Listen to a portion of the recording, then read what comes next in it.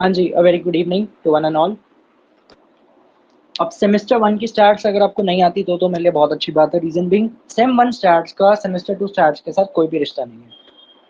Now first thing, थोड़ा सा इसका पेपर फॉर्मेट के बारे में बात करते हैं। वो बहुत इंपॉर्टेंट है जानना कि सेम टू स्टार्ट्स का आपका सिलेबस पैटर्न क्या है एंड एग्जाम पैटर्न क्या रहेगा। ऑल्दो एमएमई की मीटिंग हो चुकी है, उसकी मैंने आपको पीडीएफ भेज दी थी। Respective of any college group सबके पास वो पीडीएफ है, कितने नंबर का पेपर है, क्या यूनिट लगी है, कितने नंबर की। बट स्टार्ट्स की अभी तक मीटिंग नहीं हुई। We just know the syllabus. ये नहीं पता कि कौन सी यूनिट कितने नंबर की आएगी एंड आपका जो फाइनल पेपर है और जो इंटरनल असेसमेंट है वो कितने नंबर की है।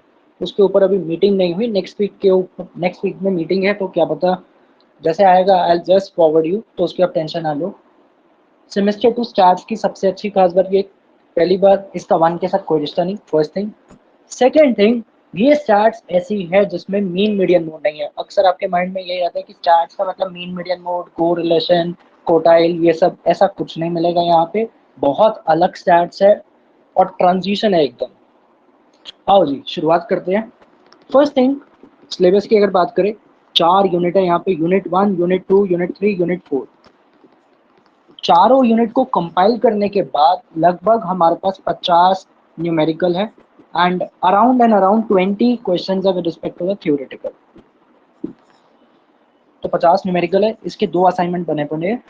दोनों असाइनमेंट आई शेयर और एक एक क्वेश्चन का solution we will do in the class. Although recording में पहले से हो रखा है, तो किसी को अगर रिकॉर्डिंग में थोड़ा सा आगे चलने का शौक होता है कि नहीं जी हम तो क्लास के थोड़ा आगे चलना चाहते हैं, तो definitely you can just watch the recordings. उसमें सारे के सारे क्वेश्चंस आपको मिलेंगे। प्लस अगर कहीं अटको रिवाइज करना हो तो लाइव क्लास में आप आके अटेंड कर सकते हो, कोई भी अगर आपकी डाउट है तो पहला ऑप्शन तो रिकॉर्डिंग बेस्ड है। दूसरा है कि जैसे क्लास का फ्लो चल रहा है वैसे वैसे आप पढ़ सकते हो, कोई उसमें इशू नहीं है। एंड मेरा जो एम है वो ये है, अप्रैल एंड से पहले पहले आपका स्टैट्स का सिलेबस खत्म हो जाए। तो जब ये बात मैंने व्हाट्सएप पे लिखी थी तो बहुत लोगों की यही मैसेज थे, अप्रैल एंड से पहले पहले स्टैट्स कैसे खत्म हो जाएगी, राइट? कि कोर पेपर है ये हमारा और इतनी जल्दी आप कैसे करा दोगे। वो मेरा काम है, पूरा का पूरा प्लानर डिसाइडेड है कि किस दिन क्या टॉपिक होगा और कितना टाइम किस टॉपिक के ऊपर हमें डिवोट करना है। सेकेंड थिंग, फायदा इसमें आपका क्या है? आपका फायदा ये है आपके पास और सारे पेपर्स भी है। मैक्रो पड़ी है, एमएमई पड़ी है सबसे खतरनाक, देन बाकी के जो 3 पेपर है वैल्यू वाले वो फालतू पेपर वो भी पढ़ने हैं, जी पढ़ना है। तो you will get ample of time to prepare for those residual papers and इसकी फिर आप रिविजन करते रहना। सेकेंड मेरिट इज कि इसका जो पेपर का फॉर्मेट है दैट इज प्री डिफाइंड। देखो यार मेरे लिए तो ये तोते की तरह रटा हुआ है, क्योंकि यही हम काम करते हैं सुबह से लेकर शाम तक, इसलिए। बट आपके लिए बहुत नई चीज़ें हैं, रिवाइज करना पड़ेगा, रिटेन करना पड़ेगा चीज़ों को। चीज़ें रिटेन रहेगी तभी एग्जाम में नंबर मिलेंगे। मेरे लिए पेपर का format is pre defined, but आप लोगों के लिए थोड़ा नया फॉर्मेट है, तो प्रैक्टिस के साथ ही चीज़ें इंप्रूव होती है।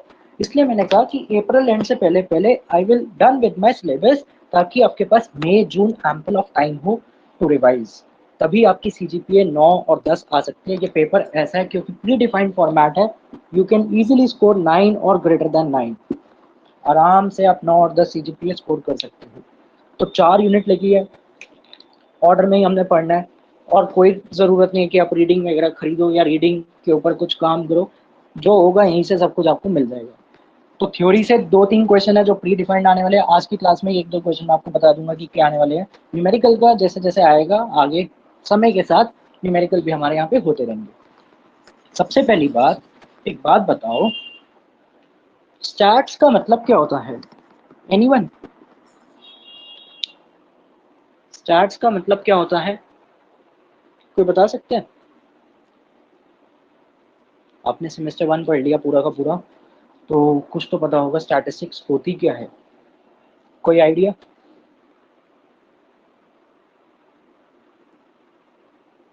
हाँ जी, किसी को कोई आइडिया स्टैट्स होती क्या है? देखो यार आप लोग सीखने आए हो, ज़्यादा से ज़्यादा क्या होगा, गलत होगा ना, कोई दिक्कत नहीं, गलत कोई तो इम्प्रोवाइज करना है। Study of data, okay. और कोई?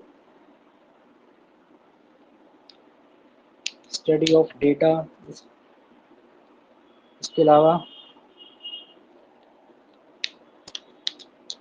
Anyone?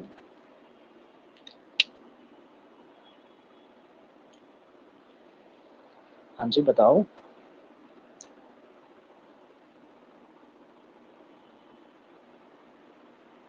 Presentation of data to make understanding easier, okay better, ठीक है, अच्छी बात है, रिस्पॉन्स आ रहे हैं, study of population, okay, collection organizing, ये तो भाई तुमने क्लास 11 का सिलेबस बोल दिया मेरे को स्टैट्स का, collection of information from sample, okay, चलो जी, लगभग सबने कुछ ना कुछ बातें बोली थी और आप सबकी बातें लगभग सही है, नो डाउट, बट स्टैट्स को अगर हम वन लाइनर देना चाहे तो हम क्या बोलते हैं, ना तो ये कोई साइंस है पहली बात, ना तो ये कोई मैथमेटिक्स है, it is neither a science nor the mathematics, एक ऐसा टूल है जो मेरे को हेल्प करता है चीजों को सिंप्लीफाई करने में, जैसे यहाँ पे किसी ने बात लिखी, to make the things easier, as a statistician या एज अ इकोनॉमिस्ट आपका काम क्या है, आपका काम है कॉम्प्लेक्स डेटा को इतना सिंप्लीफाई कर देना कि उसे एक रिक्शे वाला भी पढ़ सके, उसे मुकेश अंबानी भैया भी पढ़ सके, उसे अडानी भैया भी पढ़ सके, कोहली भाई भी पढ़ सके, इररिस्पेक्टिव हर बंदा पढ़ सके जो भी उसका ऑक्यूपेशन है या जो भी उसका प्रोफेशन है, रिक्शे वाले से लेके अमीर बंदे तक सब वो चीजों को समझ सके, this is the role of statistics जी, एग्रीड। अब हमने काम क्या किया, हमने इसकी दो ब्रांचेस बना दी, एक ब्रांच है जिसको मैं बोलता हूँ डिस्क्रिप्टिव स्टैट्स और एक ब्रांच है जिसे मैं बोलता हूँ इन्फ्रेंशियल स्टैट्स।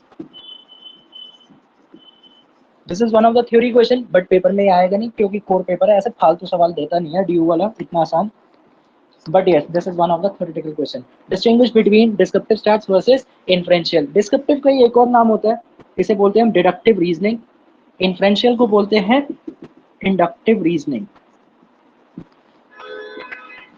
सो नाउ दोनों को एक एक करके समझते हैं, डिस्क्रिप्टिव स्टैट्स क्या है, इन्फ्रेंशियल स्टैट्स क्या है। लेट अस सपोज मैं मान लो डीयू के किसी भी रैंडम XYZ कॉलेज में चला गया, तो मैंने कहा यार देखो सेम 1 का रिजल्ट आने वाला है, जरा एक काम करो मेरे को ये बता दो क्या CGPA है, तो उस बंदे ने मेरे को लिख के दे दिया, इस बंदे की इतनी CGPA है, इसकी इतनी CGPA है, इसकी इतनी CGPA है, इसकी इतनी CGPA है, एक लिस्ट बना के दे दी लंबी सी। तो मैंने कहा यार ये तो बड़ा मतलब टीडियस टास्क है, एक कॉलेज का है, ऐसे मैं दूसरे में जाऊंगा फिर तीसरे में जाऊंगा, सबकी मेरे पास लिस्ट आती रहेगी, एक मोटी पता चला इतनी मोटी फाइल बन गई जिसमें सिर्फ इको ऑनर्स वालों के पेपर हैं, और अगर मैं कोई और कोर्स का देखूँ, मैथ्स ऑनर्स, स्टैट्स ऑनर्स, तो ऐसे करते करते इतनी मोटी फाइलें मेरे पास इकट्ठी हो जाएगी जिसमें टाइम बहुत लगेगा, जिसमें मैन पावर बहुत लगेगी, रिसोर्सेज बहुत लगेंगे, कॉस्ट बहुत इन्वॉल्व होगी। तो मैंने कहा यार इसका कोई आसान रास्ता है, तो एक काम किया, बार डायग्राम में प्रेजेंट कर दिया ताकि जिससे समझ आ जाए, जो बात मैंने अभी बोली, स्टैटिस्टिशियन का काम क्या होता है, चीजों को इतना सिंप्लीफाई कर देना कि उसे राह पे चलता बंदा भी समझ सके, राह पे चलता मतलब जो भी बंदा रोड पे चल रहा है उसे भी समझ आ जाए कि डेटा क्या कहना चाहता है। तो मैंने उसे हिस्टोग्राम फॉर्मेट बना दिए, पाई चार्ट फॉर्मेट बना दिए। सो this is the descriptive stats, when I summarize all the data, whether it is in tabular presentation form, whether it is in histogram presentation, pie chart, कोई भी graphic presentation अगर आप लगा रहे हो, जैसे क्रिकेट का मैच होता है तो मैच में आपने देखा होगा दो टीमों का दिखा रहा होगा लाइन ग्राफ के थ्रू, भाई 21 ओवर में ऑस्ट्रेलिया के इतने रन थे, तो 21 ओवर में इंडिया के इतने रन आ रहे हैं, आसानी हो गई। जो बंदा सामने बैठ के सीट लगा रहा है या मैच के ऊपर पैसे लगा रहा है, ड्रीम इलेवन पे टीमें बना रहा है, उसे पता चल गया सेकंड इनिंग में कौन सी ऐप है जिसमें सेकंड इनिंग में भी लगता है गेम जी, तो गेम जी वगैरह में हो गया कि हाँ भाई सेकंड इनिंग आएगी तो मेरे को ये प्लेयर हेल्प करेगा, हेल्प करेगा। तो स्टैटिस्टिक्स का यही काम है, दैट इज योर डिस्क्रिप्टिव, यही आप सेमेस्टर 1 में पढ़ते थे। तो सेम 1 आपकी जो थी वो पूरा का पूरा लगभग डिस्क्रिप्टिव के ऊपर पार्ट था। सेमेस्टर 2 जो है आपका वो सारा इन्फ्रेंशियल स्टैटिस्टिक्स के ऊपर बेस्ड है।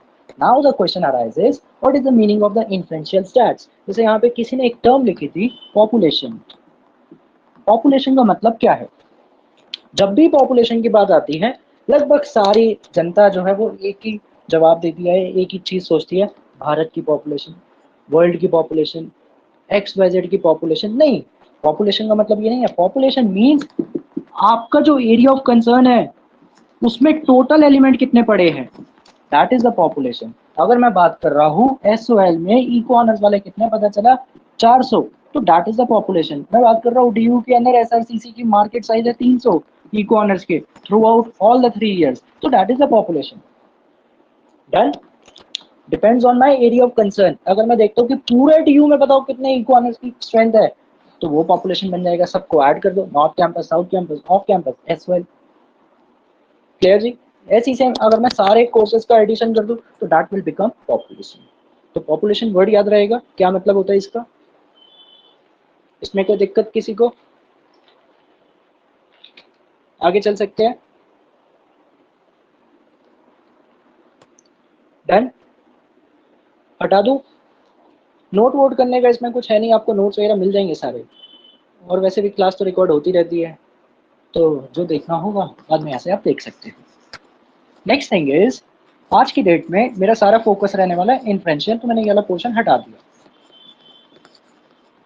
नाउ द थिंग इज, जो पॉपुलेशन है आपकी, चाहे आप कोई भी एक कॉलेज के बारे में पकड़ लो, तो वो बहुत लार्ज है, बहुत large, time consuming, man power चाहिए, कॉस्ट इन्वॉल्व है, रिसोर्सेज इन्वॉल्व है, कितने सारे यहाँ पे कंस्ट्रेंट लगे पड़े हैं। और मेरा काम क्या है, चीज़ों को as soon as possible simplify करना। हर इंसान ये चाहता है क्या, मैं जल्दी से जल्दी पैसा कमाऊं, मैं जल्दी से जल्दी अपनी डिग्री खत्म करूं, मेरे पास जल्दी से जल्दी खाना आना चाहिए। सीधा मेरे मन में सोचा हाँ यार आज की डेट में मेरे को गार्लिक ब्रेड खानी है, तो तुरंत गार्लिक ब्रेड आ जाए। अरे भैया टाइम तो लगेगा ना, आप चाहे स्विगी करो, जोमेटो करो, या नॉर्मल आउटलेट पे खाने जाओ, इट विल टेक टाइम, उसको ऑर्डर देते हो वो बनाएगा। बट हम क्या चाहते हैं, हमारा थॉट प्रोसेस ऐसा है, हमें हर चीज जल्दी चाहिए, है ना जी। सिमिलरली स्टैटिस्टिशियन भी कहता है भैया इतना टाइम नहीं है मेरे पास कि मैं ये सब चीजें करूँ, मेरे को थोड़ा इसका शॉर्टकट रास्ता बताओ। तब बात आती है एक टर्म जिसे बोलते हैं सैंपल टेक्निक। तो सैंपल का बेसिकली मतलब क्या है, this is the part of population, और मैं सैंपल को फिर एनालाइज करता हूँ। सैंपल के एनालिसिस के बेसिस पे जो रिजल्ट मेरे पास आएगा, उसी को मैं मान लेता हूं क्या, वो रिजल्ट पॉपुलेशन के रिजल्ट को रिफ्लेक्ट करेगा, दैट आई अज्यूम। क्योंकि सैंपल उसी चीज का पार्ट है, और उसको एनालाइज करने के बाद जो रिजल्ट आएगा वो उसी पॉपुलेशन के रिजल्ट को अफेक्ट करेगा, या उसी को वो वहां पे रिफ्लेक्ट कर रहा है। डन जी। नाउ द क्वेश्चन अराइजेस, जैसे मान लो भाई हम थोड़ा चुनावी वाले बंदे हैं, तो लेट सपोज दिल्ली के अंदर चुनाव हो रहे हैं, जैसे अभी पीछे दिसंबर के मंथ में एमसीडी इलेक्शंस, तो पता चला लेट सपोज जी यहाँ पे 200 सीटें हैं एमसीडी इलेक्शन में, दिसंबर में चुनाव है ऑफ 2022। जनवरी 2022 में मेरे को बीजेपी से फोन आ गया, हाँ भाई आपने इको ऑनर्स कर रखी है, मैंने कहा हाँ जी मैंने इको ऑनर्स कर रखी है। कहते स्टैट्स भी आती है, मैंने कहा हाँ जी बिल्कुल आती है स्टैट्स। मैंने कहा मेरी 9 सीट भी आई थी स्टैट्स में। कहते चाचा रिजल्ट को मार गोली, ये बता रियलिटी वाली स्टैट्स आती है नहीं आती, रट्टा मार के नंबर तो कोई भी ले आए, नॉलेज कितनी है, कंसेप्चुअल नॉलेज कितनी क्लियर है, इसको रियल लाइफ पे इंप्लीमेंट कर सकते हो। मैंने कहा हाँ भाई काम बताओ पहले, तब मैं बोल सकता हूँ। कहते देखो जी चुनाव आ रहे हैं एमसीडी के, हमें ये बताओ क्या मेरी पार्टी की सरकार बनेगी या नहीं बनेगी, हमें ये बताओ क्या हमारी पार्टी की सरकार बनेगी या नहीं बनेगी, सरकार बनाने के लिए कितनी सीटें, मतलब इसका हाफ मेजोरिटी, तो मतलब 100 सीटें बीजेपी को चाहिए। डन, 200 में से 100 चाहिए, तो मतलब 100 मेरे पास आ गए, मेरी सरकार बन गई। तो मेरे को ये जनवरी में टास्क मिला। अब मैंने देखा यार दिल्ली में 11 डिस्ट्रिक्ट है, अगर आप में से कोई दिल्लीइट है तो ये सारी चीजें आपको आगे बहुत हेल्प करती है इन द यूपीएससी एग्जामिनेशन। वहां पे जब इंटरव्यू की बात आती है, तो इंटरव्यू में आपके बैकग्राउंड रिलेटेड भी क्वेश्चन पूछते हैं। जैसे मैंने कहा आई एम अ दिल्लीइट, तो इफ आई एम अ दिल्लीइट मेरे को ये पता होना चाहिए दिल्ली में कितने डिस्ट्रिक्ट है, 11। मेरे को ये पता होना चाहिए दिल्ली के अंदर एमपी सीट्स कितनी है, जैसे नेक्स्ट ईयर एमपी की इलेक्शन है 7। दिल्ली के अंदर एमएलए लेजिस्लेटिव असेंबली में कितनी है, 70, एक जीरो और लगा दो। एमसीडी के अंदर सीट्स कितनी है, तो दिस काइंड ऑफ, अगर आप यूपी के हो तो आपको ये पता होना चाहिए यूपी में कितने डिस्ट्रिक्ट्स है, यूपी की इकोनॉमी क्या है। खैर that is a separate thing. तो मैंने कहा भाई देखो दिल्ली के अंदर 11 डिस्ट्रिक्ट है, और दिल्ली की वोटर पॉपुलेशन अगर मैं उठाऊं तो पता चला वोटर पॉपुलेशन है मान लेते हैं 1.5 करोड़, जो 18+ है जो वोट डालने वाले। तो 1.5 करोड़ लोगों से पूछना, हाँ जी भैया आप किसको वोट दे रहे हो, आप किसको वोट दे रहे हो, आप किसको वोट दे रहे हो, आप किसको वोट दे रहे हो, मैं मेरी तो भाई गुड मॉर्निंग हो जाएगी। पता चला ये 2022 का 2028 आ गया, बट मेरा रिजल्ट नहीं आया अभी तक यहाँ पे कि किसकी सरकार बनेगी, मेजोरिटी आएगी नहीं आएगी, तो ये तो गुड मॉर्निंग कर देगा 2025-26 की। तो मैंने क्या काम किया, मैंने देखा इसको छोटे छोटे लेवल में बांटो। 1.5 करोड़ पॉपुलेशन 11 डिस्ट्रिक्ट में बांट दी। पता चला हर डिस्ट्रिक्ट में लेट सपोज किसी में 20 लाख लोग रहते हैं, किसी में 30 लाख लोग रहते हैं, किसी में 10 लाख रहते हैं। ऐसे करते करते मैंने अपने डेटा को थोड़ा और फिल्टर किया, छोटा करता गया। उस 20 लाख में से फिर मैंने सैंपल उठाया जनवरी के मंथ में। लेट सपोज वहां पे 20 लाख रहते हैं, मैं 2 लाख बंदों से मैंने पूछा कि बताओ आप कितने को वोट देने वाले हो। पता चला 2 लाख में से 1 लाख लोगों ने बोला कि भाई हम भाजपा को वोट देंगे। ठीक है जी। मैंने इस बिहाफ पे एक अनुमान लगाया, एक एस्टिमेशन लगाया कि भाई ये वाली जो सीट है ये बीजेपी को जाएगी, पहली सीट, दूसरी, तीसरी, चौथी, कितनी है टोटल 100। तो मैं 200 रखा है ना मैंने, 200। तो मैं ऐसे करते करते हर एक सीट को दे रहा हूँ कि कौन जीतेगा, BJP BJP BJP BJP BJP. तो मैंने ऐसे ऐसे लगा दिया। पता चला कि भाई यहाँ पे तो 200 में से 150 सीटें आ रही है बीजेपी की। डन जी। ये मेरे को लग रहा है 50 सीटें अदर पार्टी, चाहे वो कोई भी हो, इंडिपेंडेंट कैंडिडेट या दूसरी पार्टी है, तो 150 सीटें हमें आ रही है। तो मतलब we are making the majority और we are winning the MCD election in the month of December. ऐसा मेरे को जैन में प्रिडिक्शन मिल रही है। न्यूज वाले यही तो करते हैं। कभी अगर आपने देखा हो तो न्यूज चैनल्स पे यही हो रहा होता है, ओपिनियन पोल, एग्जिट पोल। और मैंने यहाँ पे क्या किया, मैंने यहाँ पे अपने बंदों से नहीं पूछा, हाँ भाई तुम मेरे को जानते हो तो बताओ यार कौन जीतेगा, तुम मेरे को जानते हो ना। रोड पे चलते हुए बंदे, रोड पे चलते हुए बंदों को हम चैट्स की लैंग्वेज में क्या बोलते हैं, रैंडम सैम्पलिंग। तो I am following the concept of random sampling, ताकि कोई बायसनेस ना आए। डेटा में कोई भी बायसनेस नहीं होनी चाहिए, डेटा में कोई भी मैनिपुलेशन नहीं होना चाहिए, डेटा में एकदम अनबायस्ड होना चाहिए, ट्रांसपेरेंसी मेंटेन होनी चाहिए, तभी वो ओरिजिनल रिजल्ट के साथ क्या पता मैच करे। अगर मैं उसमें बायसनेस कर दूंगा, मैनिपुलेट कर दूंगा, तो 99% श्योरिटी है क्या भैया वो रिजल्ट मैच नहीं करेगा, क्योंकि आपने बायसनेस डाल दी। तो हमेशा रैंडम सैम्पलिंग का कंसेप्ट फॉलो होना चाहिए, तभी जाके आप बता सकते हो कि आपका जो रिजल्ट आएगा वो एक्चुअल, जब रिजल्ट आए तो मैच करेगा या नहीं करेगा। डन। अब जैन में मैंने अनाउंसमेंट करवा दी, भैया बीजेपी की आ रही है 150 सीटें, सारी जगह फ्लैश करवा दिया, मिठाइयाँ बंटवा दी। अभी इलेक्शन हुए नहीं, वोट डाले नहीं, बट पहले मिठाइयाँ बंटवा दी। ठीक है जी। दिसंबर में इलेक्शन हुए, वोट डाले, रिजल्ट आया। रिजल्ट आने पे पता चला बीजेपी ने जीती 130 सीटें। मैंने कितना दिया था, 150। कितना जीता, 130। तो इसका मतलब जो मैंने एस्टिमेशन लगाई थी लगभग वो सही आ रही है। डन। सरकार तो बन गई ना, बस सरकार बननी चाहिए थी। अगर मान लो ये होती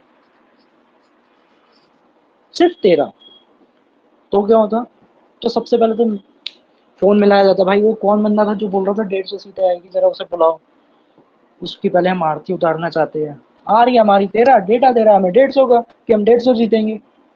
तो this shows I am not a good statistician, क्योंकि मैंने अपना काम अच्छे से नहीं किया। बट अगर ये 130 आता है या मेजोरिटी प्लस आता है तो मैंने काम अपना अच्छे से किया। और अगर मान लो एग्जैक्टली कॉपी पेस्ट हो गया 150, तो क्या पता भाई फिर हमें भी कोई मंत्रालय दे दे कि आपने पार्टी को जिताया है, आइए आज से आपका ये मंत्रालय या ये काम कीजिए। This is the work that you have to done in the semester 2। ये कथा क्यों सुनाई, ये कथा इसलिए सुनाई ताकि आपको इंग्लिश वाली जो स्टैट्स होती है ना, जो इतनी गंदी गंदी इंग्लिश लिखी होती है किताबों में, वो समझ आ जाए। आई होप ये कहानी से आपको समझ आ गया होगा what is the role in the semester 2। Sem 2 की स्टैट्स पूरी रियलिटी बेस्ड, कोई यहाँ पे हाइपोथेटिकली सोच लो मान लो ऐसा कुछ नहीं है, सारा काम रियलिटी बेस्ड। किसी को कोई यहाँ पे डाउट तो प्लीज बता दो जी।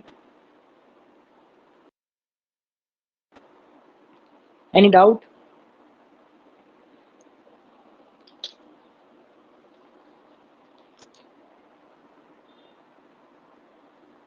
No sir no. ओके जी, आगे बढ़ते हैं then. Now the next point that comes is, मैंने क्या नंबर दिया था जान के मन में, 150 है ना जी।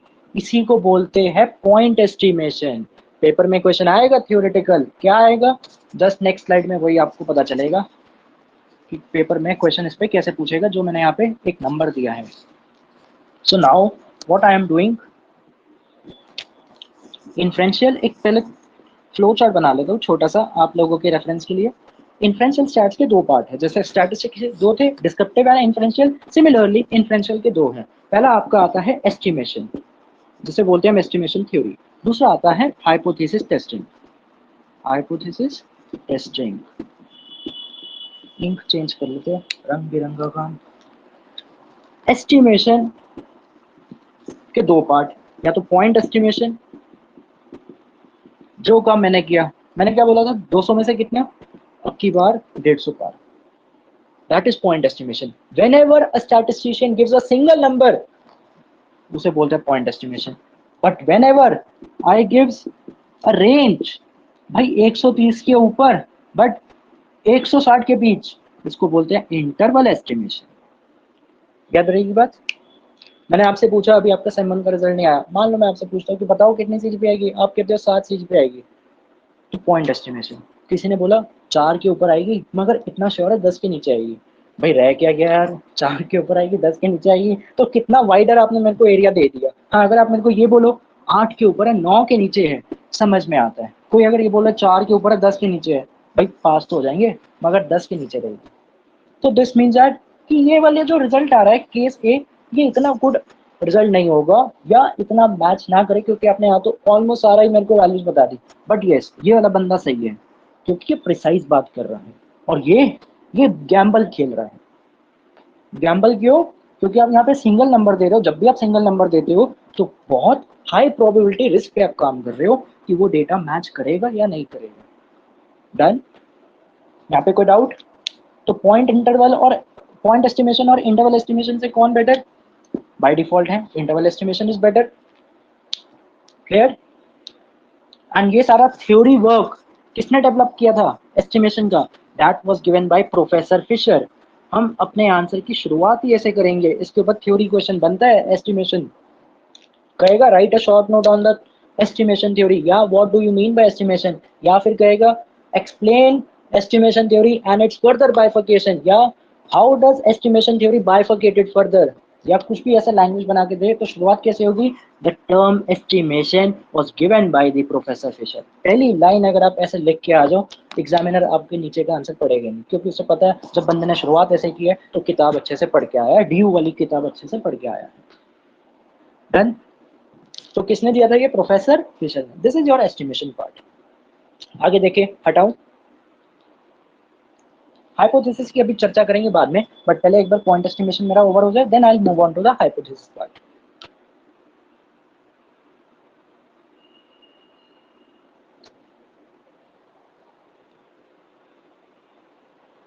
चले जी, चले race.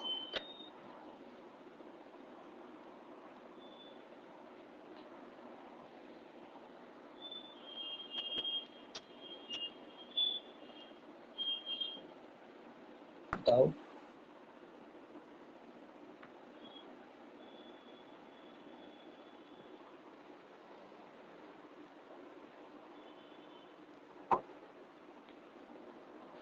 Next part is,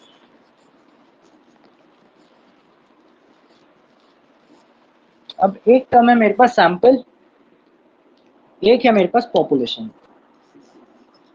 sample and the population. हमारा काम क्या है? सैंपल को एनालाइज करना, क्योंकि पॉपुलेशन के रीजन आपको पता है कि भैया वो काम हो नहीं सकता। फर्स्ट थिंग, पैरामीटर्स यहाँ पे कुछ लगे हैं। सबसे पहला एन, एन का मतलब नंबर ऑफ एलिमेंट। जब भी मैं सैंपल साइज की बात करूंगा I will write it down in small n form. Clear? जब भी मैं पॉपुलेशन साइज की बात करूंगा या पॉपुलेशन एलिमेंट की बात करूंगा I will write it in the capital form. This is number of elements. कई बार पेपर में क्या होगा आपके साथ, आपको ऐसे नोटेशंस देगा, एग्जामिनर इतना कष्ट नहीं करता कि वो पूरा नाम लिख दे, सैंपल साइज, पॉपुलेशन साइज, ना हो, वो सिंबल्स देता है, कहता है इन सिंबल की हेल्प से भाई तुम समझदार हो तो बता दो कि ये कौन है, और उसके अकॉर्डिंग फिर आपको न्यूमेरिकल सॉल्व करना है। तो for solving the numericals these terms are very important कि आपको अच्छे से पता। डन। सेकंड आता है मीन। सैंपल मीन को हम किससे रिप्रेजेंट करते हैं? सबको याद है अच्छे से, x bar. But population mean को हम किससे रिप्रेजेंट करते हैं? इसको लिखते हैं इंग्लिश का अल्फाबेट यू, बट बोलते क्या है? म्यू। बोलते क्या है? म्यू, बट लिखते क्या है? Small you. Next term is standard deviation या वेरिएंस। अब देखो आप लोग अगर डीयू में, क्या पता आपको इसका मतलब पता हो, जैसे जब ऑफलाइन क्लास हुई थी इसकी और इससे पहले भी रिकॉर्डिंग हुई थी, तो ज्यादातर लोगों को नहीं पता होता कि स्टैंडर्ड डेविएशन का मतलब क्या है। मेरे को फॉर्मूला बता देंगे किताब का, फॉर्मूला नहीं जानना, इसका काम क्या है, क्यों निकाल रहा हूं मैं ये, क्या जरूरत था बड़ी इसकी। तो पहले सिंबल लिख देते हैं। सैंपल की बात करते हैं जी तो स्मॉल एस, पॉपुलेशन की बात करते हैं तो क्या बोलते हैं इसे? सिग्मा। 6 को थोड़ा सा फ्लैट कर दो। This is the formula for the S D. आप लोग स्कूल लेवल पे इसको बोलते थे सिग्मा। किसी ने अगर नहीं पढ़ाई है तो बहुत अच्छी बात है। इसको बोलते हैं समीशन। ये समीशन है, ये सिग्मा है। अगर ये सिग्मा है तो ये कौन होगा? सिग्मा का ताऊ। तो इसको क्या बोलूंगा मैं फिर, अगर मैं इसको सिग्मा बोल रहा हूँ? This is summation, this is sigma. और वेरिएंस का मतलब क्या होता है? एस जी का square. It is S square and it is sigma square. Done. Note कर लो जी ये पार्ट आप। इसके बाद एक और है मेरे पास, प्रोपोर्शन। प्रोपोर्शन का मतलब एक तरीके से प्रोबेबिलिटी। जैसे कि मैं कहता हूँ किसी एक पर्टिकुलर एरिया में, या मान लो नॉर्थ कैंपस के अंदर या साउथ कैंपस के अंदर, कोई भी एक कैंपस उठा लो आप। नॉर्थ कैंपस में 50% of people are the coffee lovers. 50% जनता जो है वो कॉफी लवर है। तो अगर ये प्रोपोर्शन मेरा सैंपल को रिफ्लेक्ट करेगा, आई will write it by small P. But अगर पॉपुलेशन प्रोपोर्शन की बात करेगा तो कैपिटल पी। Happy birthday. तो ये टर्म्स आपको अच्छे से पता होनी चाहिए कि कौन किसको रिप्रेजेंट करता है। नोट कर लीजिए। फिर उसके बाद जो मेरा सवाल था आप लोगों के लिए, क्या ये एस जी का मतलब क्या है? वेरिएंस तो चलो ठीक है, आपको पता होगा भाई, एस जी का स्क्वायर कर देंगे। तो एस जी का मतलब क्या है, क्या काम आता है एस जी? फॉर्मूला मत बोलना किताब वाला, किताब का फॉर्मूला नहीं, हिंदी में बताओ। मान लो आप किसी अपने छोटे भाई बहन को बता रहे हो, या किसी भी ऐसे बंदे को बता रहे हो जिसे कुछ नहीं पता, जिसने कहीं आते चलते पढ़ लिया, यार ये बताओ, थोड़े बहुत पढ़े लिखे हो आप भाई, डी यू से इको ऑनर्स कर रहे हो, इतना टफ एक्सपोज कर रहे हो एशिया का, जरा ये बता दूं कि स्टैंडर्ड डिविएशन होता क्या है? तो बताइए जी, कौन बताएगा?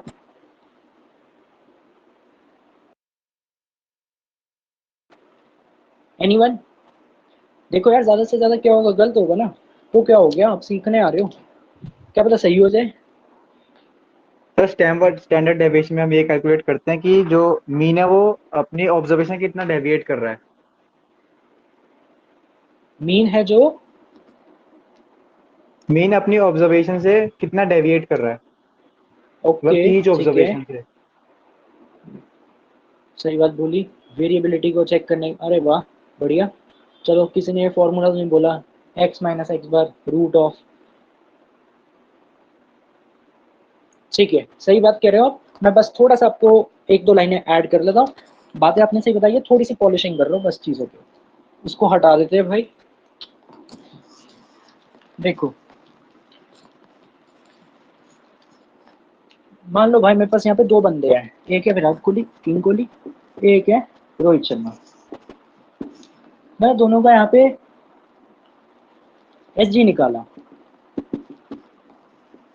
इसका 4 आ रहा है, इसका 5 आ रहा है। वेरिएंस क्या होता है एस जी का स्क्वायर? 16, 25। अब जिस बंदे का वेरिएंस ज्यादा होगा, मतलब वहां पे वेरिएबिलिटी ज्यादा है। जैसे एक किसी ने ये लिखा था नाम अभी चैट बॉक्स पे, वहां पे वेरिएबिलिटी ज्यादा है। ध्यान से एक बार मीनिंग समझ लेना। किसी ने कुछ टाइप किया क्या? ओके भाई, 2 मिनट यार, जरा शांति रखो, 1 मिनट। अगर उसमें वेरिएंस ज्यादा तो मतलब वहां पे वेरिएबिलिटी ज्यादा है। वेरिएबिलिटी ज्यादा होने का मतलब क्या होगा? वहां पे फ्लक्चुएशंस बहुत है। ईसीजी लाइनों की तरह देखिए ना आपने, ऊपर नीचे ऐसे। भाई एक मैच में 100 रन, दूसरे मैच में 0 पे आउट, तीसरे मैच में 80 रन, चौथे मैच में 5 रन। तो बहुत ज्यादा फ्लक्चुएशंस है। तो जब भी वेरिएंस ज्यादा होता है, वेरिएबिलिटी ज्यादा होती है। वेरिएबिलिटी ज्यादा होने का मतलब वो क्या रिफ्लेक्ट करती है? वो रिफ्लेक्ट करती है that particular thing is not consistent. Consistency नहीं है, रिलायबिलिटी के ऊपर इश्यूज है, रिलायबल नहीं है, होमोजेनिटी नहीं है। 5 पांडव होते हैं तो 5 ही इसके सिनोनियम्स है, homogeneity, reliability, uniformity, and the last one is stability. तो ये 5 चीजें क्या है? कम है। Higher the variance, higher will be the variability and lesser will be the these 5 terms. यही क्वेश्चंस आपके कॉम्पिटिटिव एग्जाम्स में आते हैं, चाहे वो नेट का पेपर हो, चाहे वो आरबीआई का पेपर हो। इसलिए मैं बोलता हूँ कि भाई यार, डीयू की बैचलर्स अच्छे से आनी चाहिए। ऐसे खोद खोद के पेपर वाला सवाल बनाता है। याद रही ये बातें। वेरिएंस ज्यादा, वेरिएबिलिटी ज्यादा, ये 5 चीजें कम। अब देखो जी, इसका वेरिएंस ज्यादा मतलब ये बंदा कंसिस्टेंट नहीं है, ये कंसिस्टेंट है। वेरिएंस कम है एज कंपेयर टू दिस, मतलब वेरिएबिलिटी कम है। ये 5 वेरिएबल ज्यादा है किंग कोहली के। अब याद रहेगा जी, किसी को अगर पता था बहुत अच्छी बात है, यही बात आपको एग्जाम में लिखनी पड़ती है if the question is about compare between two data.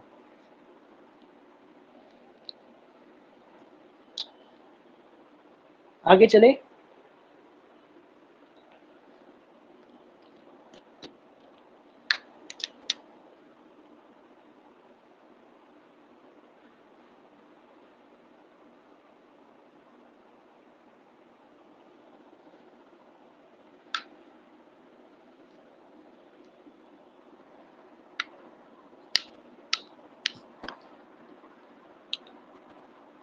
हाँ जी बताओ जी, हटा दो इसे।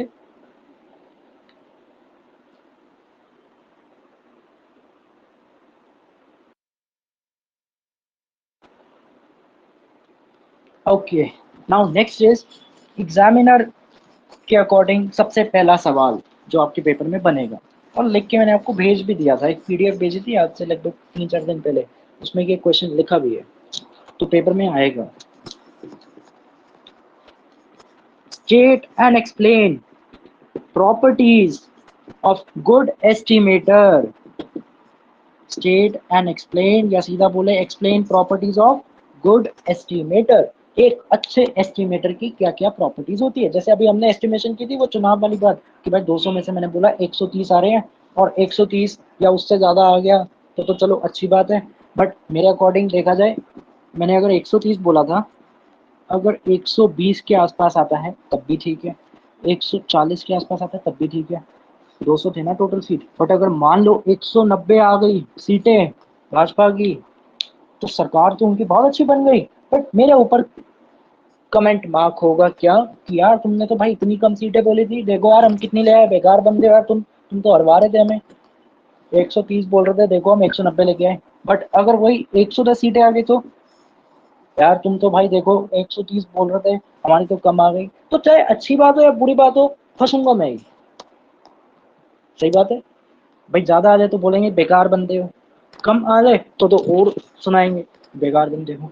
अगर उस रेंज में रहेगा तब जाके क्या पता थोड़ी बहुत भाई तारीफ कर दे, इतना मैंने मुश्किल काम करके दिया, एक तो भाई सीट जिता रहे हैं और ऊपर से देखो बोल रहे कि कम है ज्यादा है, तो मेजोरिटी के ऊपर है, तो मतलब अच्छी बात है। तो ये कई बार स्टैटिस्टिशियन के साथ कमेंट ऐसे होता है। लाइक इसका अगर रियल एग्जांपल देखें, एक स्टारबक्स, जो लोग अगर दिल्ली आई या स्टारबक्स की, भाई मैंने तो कॉफ़ी पी नहीं, इतनी महंगी कॉफ़ी कौन पिए, 10 रुपए की सस्ती सी कॉफ़ी का पाउच आता है, घर पर बना लो बढ़िया सी बनती है। तो खैर जितने मर्जी की उसकी प्राइसिंग है। आपने कभी स्टारबक्स के आउटलेट देखे किसी लो क्लास एरिया में खुला हो? एनीवन? मैंने तो आज तक देखा नहीं कि मेरे आसपास के रेडियस में कोई स्टारबक्स का आउटलेट हो। अगर है तो बताना यार, कोई है या कोई नहीं है स्टारबक्स का आउटलेट आपके आसपास के रेडियस में? अगर कोई बंदा एक, मतलब दिल्ली के पॉश एरियाज में अगर आप नहीं रहते, तो वहाँ ज़्यादातर आपको उसके आउटलेट्स पॉश एरियाज में मिलते हैं, south Delhi, CP side, Rajouri side. आपको वो ज़्यादातर लो क्लास एरियाज होते हैं या जहाँ पे लोअर मिडिल इनकम ग्रुप रहता है वहाँ नहीं मिलेगा। रीज़न भी स्टारबक्स का ये था, मार्केटिंग स्ट्रैटेजी या बिजनेस स्ट्रैटेजी, कि मैं अपना प्राइसिंग ऐसे रखना चाहता हूँ जिसे एक अपर मिडिल क्लास या उसके ऊपर वाला बंदा ही अफोर्ड करे। और मैं आउटलेट ऐसे एरिया में खोलूंगा जहाँ पे प्रेस्टीज या स्टैंडर्ड वाले लोग आते हो, ये नहीं कि भाई हर बंदा उड़ के आ जाए। जैसे सैमसंग का अगर आप देखो तो सैमसंग की कई रेंज है, A series, Z series, S series, सबसे टॉप क्लास है Z series and S series, but फिर आती है एम सीरीज, फिर आती है ए सीरीज, जे सीरीज। तो उसने रेंज बना दी भाई, जिसका इनकम लेवल कम है वो भी ले सकता है मेरा फोन, जिसका इनकम लेवल ज्यादा है वो भी ले सकता है। बट एप्पल का क्या, स्टेटस सिंबल गुड है, जिसकी इनकम ज्यादा वही, इसलिए लोग ज्यादातर एप्पल की फोटो ऐसे खींचते थे कि पीछे वो एप्पल नजर आए दिखाने के लिए, भाई देखो स्टेटस सिंबल, इतने पैसे खर्च किए तो कम से कम फोटो तो अच्छी आनी चाहिए ना। सेम हाल स्टारबक्स। तो स्टारबक्स जब इंडिया में आया, उसने हायर किए डेटा एनालिस्ट लोग, जो डेटा को एनालाइज कर सके। जैसे स्टारबक्स का जो ओनर है वो तो भारतीय नहीं है, वो तो बाहर का बंदा है, तो उसे क्या पता कि यहाँ पे क्या रेंज है, क्या मार्केट है, कैसे लोग रहते हैं, क्या प्रेफरेंस है। तो मेरे को तो एक लोकल बंदा चाहिए। जैसे मान लो अगर आप कहीं अपने शहर से किसी बाहर वाले एरिया में आते हो, मान लो भाई मैं दिल्ली के अगर थोड़ा सा एनसीआर साइड चला गया या नेबरिंग बॉर्डर पे जगह चला गया, जैसे हरियाणा अगर मैं चला गया, मेरे को अपने हरियाणा का ही नहीं पता होगा कि वहाँ पे कौन से ऐसे एरियाज है जहाँ पे खाना अच्छा मिलता है, या रोड मैप क्या है। कई बार होता है गूगल मैप आपको गलत लोकेशन पे ड्रॉप कर दे, आपको लोकल बंदों से पूछना पड़ता है। ठीक होता है ना, भैया ये बता दो यार ये रास्ता कहाँ है, तो बोलेगा भैया एक काम करो, ये तो लंबा दिखा रहा है, आप यहाँ से लेफ्ट कट लो, फिर वहां से सीधे चले जाओ, आपकी डेस्टिनेशन आ जाएगी जहाँ भी आपने पहुंचना है। सेम काम उसने किया, लोकल बंदे हायर करो, वो मेरे को बताएंगे कि दिल्ली की ज्योग्राफी क्या है, उसे क्या पता कि दिल्ली की ज्योग्राफी क्या है।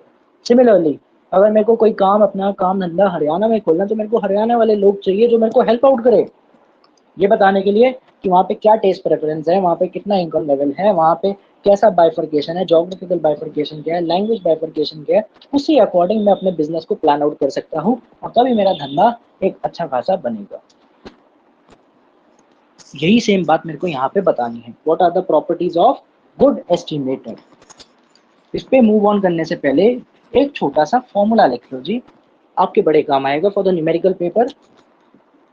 सैंपल एच जी कैसे निकालते हैं, under root of summation X minus X bar का whole square upon N minus one. देखो स्मॉल एन का मतलब सैंपल साइज है, एक्स बार का मतलब सैंपल मीन है। लेट अस सपोज कहते हैं in a data of 20 people following were the results. उसने ऐसे करके दे दिया, पेपर में एक्स नहीं लिखेगा, पेपर में कुछ ना कुछ नाम लिखेगा, कहेगा मार्क्स है, इनकम है, कुछ भी हो, हमें क्या फर्क पड़ता है, 10 20 30 40 ऐसे करके उसने लगा दिया।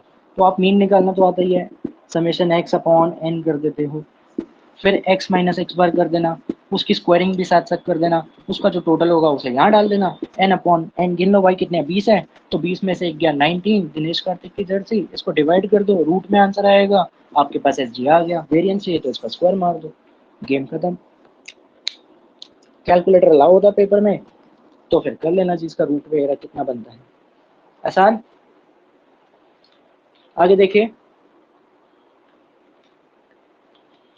नाउ प्रॉपर्टी नंबर 1, ये फॉर्मूला नोट कर लो आप पहले।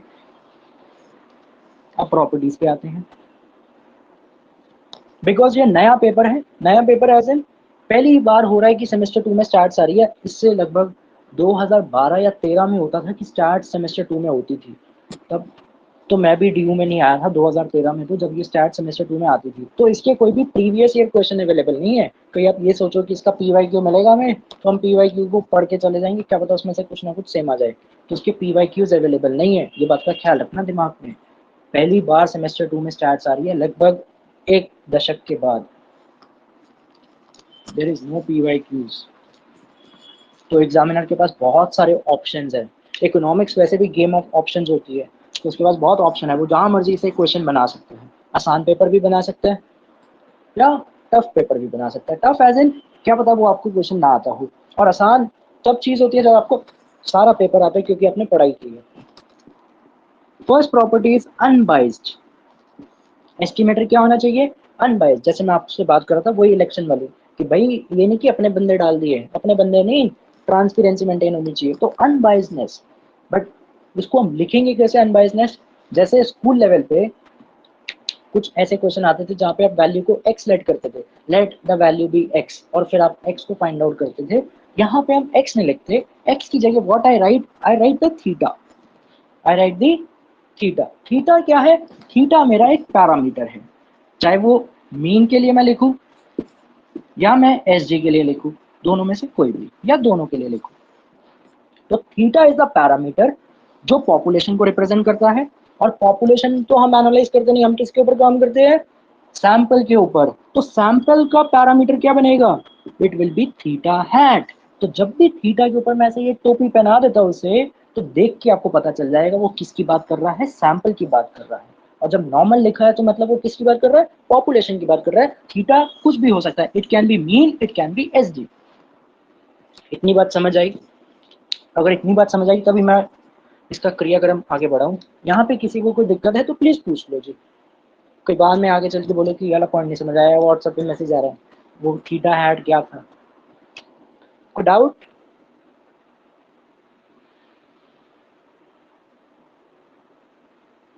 आगे देख सकते हैं,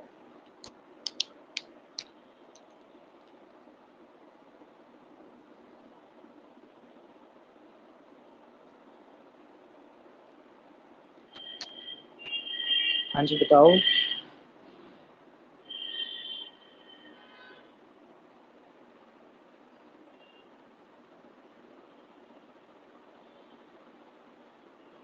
चले आगे। सो नाउ नेक्स्ट इसकी रिप्रेजेंटेशन कैसे करेंगे अनबायसनेस के लिए? I will say expectation of theta hat, theta hat stands for the sample, that must be equal to theta. Sample की वैल्यू पॉपुलेशन की वैल्यू के बराबर होनी चाहिए। जैसे सैंपल मीन आप किससे लिखते थे? एक्स बार। पॉपुलेशन मीन किससे लिखते थे? म्यू। तो एक्सपेक्टेशन ई को क्या बोलते हैं? Expectation, expected value, expectation of X bar must be equal to mu, then only it is unbiased. Clear? Similarly आप चाहो तो एस जी के लिए काम कर लो। स्मॉल एस होता है expectation of sample must be equal to the sigma, then also it is unbiased. तो दोनों मैच कर रहे हैं। ये सैंपल का पैरामीटर होता है, ये पॉपुलेशन के लिए होता है mean and sample mean, sample S G, population S G.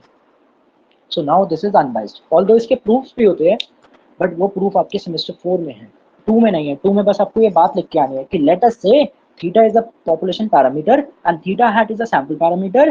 This will be unbiased if and only if expected value of theta hat must be equal to theta. Let us say x bar is the sample mean and mu is the population mean. Expectation of x bar must be equal to mu. On the other hand, if we go the same process, if we repeat the same process for the standard deviation, expected value of s must be equal to the sigma. Then this shows it is unbiased estimator. Clear जी? English आपको मिल जाएगी लिखी हुई, उसकी tension मत लेना English की। मेन है समझ आनी चाहिए चीज़ें, चीज़ें समझ आ रही है इंग्लिश खुद बन जाती है। मैंने तो खुद बनाई है ये लैंग्वेज, किताब की थोड़ा। बट यहाँ पे क्वेश्चन क्या आता है, अगर मान लो बायसनेस लगानी हो तो तब क्या काम करे? आप एस कैसे निकालते थे? Under root of summation X minus X bar का whole square upon N minus one, यही फॉर्मूला था। Now if I divide it by N, minus one ना लिखूं जो इसका फॉर्मूला होता है आपका original, X minus X bar का होल स्क्वायर बटे में एन माइनस वन, ये है ना सैंपल एस डी। अगर मैं इसकी जगह माइनस वन हटा दूं, खा गया, सिर्फ एन से डिवाइड कर रहा हूं, now it will B biased.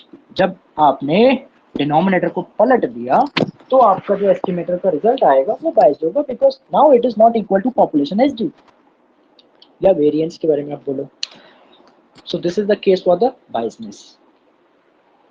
Clear? कोई डाउट? आगे देख सकते हैं।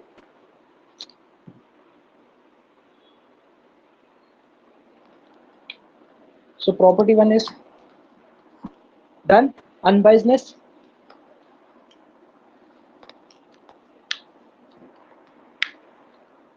चले रेस।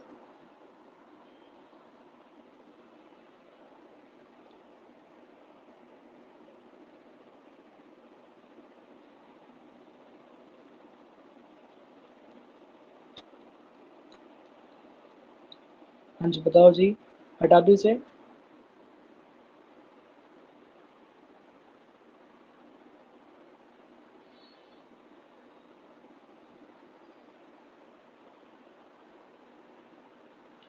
ठीक है। Now property number 2, after the unbiased next is consistency. Consistency कब हम कहते हैं? एक तो वो वाली बात हो गई कि भाई वेरिएंस के बेसिस पे आप कमेंट कर दो, वेरिएबिलिटी ज्यादा मतलब कंसिस्टेंसी कम है। But this is with respect to the good estimator. इसके कॉन्टेक्स्ट में कब मैं बोलूंगा कि एक एस्टिमेटर जो आपका वो कंसिस्टेंट है, वो तब होगा मान लो आपका सैंपल साइज था 20, एन था आपका 20, आपका वेरिएंस आ रहा था 5, एन आपने बढ़ाया 50, वेरिएंस हो गया 2, सो वेरिएंस हो गया 0.5। एक बात ऑब्जर्व हो रही है, सैंपल साइज बढ़ रहा है तो वेरिएंस क्या हो रहा है? कम हो रहा है। तो जब भी आपका सैंपल साइज बढ़ेगा और वेरिएंस आपका 0 की तरफ अप्रोच करेगा, then I will say it is consistent. Clear? वही वाला रूल हो गया जो हम कंपेयर करके देख रहे थे, विराट वर्सेस रोहित। तो कंसिस्टेंसी कब बोलते हैं? When we increase the sample size the variance must approach towards the शून्य, 0, then I will say the estimator is consistent. दूसरी property, property number 3 that is efficiency. 12th की बीएस में भी आप लोगों ने पढ़ा होगा टर्म, चैप्टर नंबर 1 आता है nature and significance of management में। एफिशिएंट हम कब बोलेंगे यहाँ पे इस कॉन्टेक्स्ट में? देसी भाषा में अगर देखें नॉर्मल लाइफ में, एफिशिएंसी का मतलब क्या होता है? कम टाइम में कम कॉस्ट में अपने काम को पूरा करना। हमारे कॉन्टेक्स्ट में एफिशिएंसी का मतलब क्या है? आप वेरिएंस निकालो दोनों एस्टिमेटर के, late us say θ1 hat and variance of θ2 hat. Theta again it is just a parameter like the X. जिसका वेरिएंस कम है वो ज्यादा एफिशिएंट है। इतनी सी बात है, जिसका वेरिएंस कम है वो ज्यादा एफिशिएंट है, जिसका वेरिएंस ज्यादा है वो एफिशिएंट नहीं है। डन। तो θ1 hat is more efficient as compared to θ2 hat with respect to the parameter. Clear ji? Now the property number 4 that is sufficiency. Sufficiency क्या कहती है? Sufficiency कहती है जब भी आप सैंपल बनाते हो या सैंपल प्रिपरेशन कर रहे हो तो आपके पास सारी इंफॉर्मेशन उसमें कंटेन होनी चाहिए, कोई भी इंफॉर्मेशन मिस आउट ना हो। लाइक मैं इको ऑनर्स वालों का कुछ सैंपल करना चाहता हूँ, तो मैं गया एसआरसीसी, तो एसआरसीसी वाले पे मैंने पूछा एडमिन में कि भाई आपके यहाँ पे इको ऑनर्स में जो रिजल्ट आया ना सेम 1 का जरा दे दो, मेरे को डीयू वालों ने भेजा है, वीसी ने अपॉइंट किया चेक करने के लिए कि क्या क्या रिजल्ट है, ताकि मैं ये बता सकूँ ऑन एन एवरेज कितनी सीजीपीए इको ऑनर्स की इस बार बनी है, क्योंकि हमें कंपेयर करना है बाकी सारे कोर्सेज के साथ। इको ऑनर्स में कितनी सीजीपीए आ रही है, हिस्ट्री ऑनर्स में कितनी है, ज्योग्राफी में कितनी है, पॉलिटी में एंड सो ऑन। तो उसके लिए मेरे को डेटा चाहिए। कहता भाई आप ना गलत कॉलेज में आ गए, हमारे कॉलेज में इको ऑनर्स है ही नहीं। मैंने कहा है? कहता हाँ भाई इको ऑनर्स नहीं है हमारे में। मैंने कहा ठीक है भाई मान लिया नहीं है, तू कह रहा मैं मान लेता हूँ, ये मान के चलो मेरे को नहीं पता कि है या नहीं है। तो मैंने तो आपके बेसिस पे कहा था, आपने कहा नहीं है। मैंने कहा ठीक है जी। जब रिजल्ट आया सारा बना दिया, ये पॉलिटिकल साइंस, ये हिस्ट्री ऑनर्स, ये ज्योग्राफी ऑनर्स, ये फिलोसफी, साइकोलॉजी, तो सबने एक बात मुझसे पूछी, तो चाचा यहाँ पे इको का डेटा तो है ही नहीं।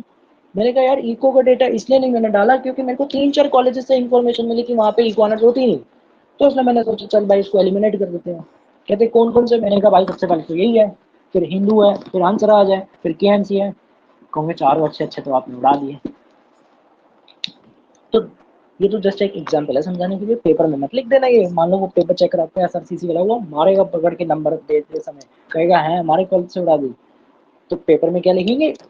इसका English translation, let us say there is some data और sample is going on, so that must contain all the information, no information should be hidden. तो that is the meaning of sufficiency. तो जब ये 4 property hold करती है तब मैं बोलता हूँ एस्टिमेटर कैसा है? गुड, अनबायस्ड, कंसिस्टेंट, कहाँ गया वो? ये रहा, एफिशिएंसी एंड सफिशिएंसी। डन। याद रखिए ये बातें। यहाँ पे कोई दिक्कत है तो बता दो जी। Any doubts? किसी को कोई दिक्कत या परेशानी तो प्लीज लेट मी नो। चले मूव फर्दर। ठीक है जी, तो आपका पॉइंट एस्टिमेशन का लगभग सारा काम हो गया। Now next topic is the hypothesis. Hypothesis testing. Hypothesis testing start करने से पहले थोड़ी बहुत कुछ जनरलाइज बातें करते हैं, फिर उस पर आते हैं। Now this is also examination question, second one. ये यूपीएससी का एग्जाम होता है, आईईएस इंडियन इकोनॉमिक सर्विसेज, वहां भी पूछा गया है।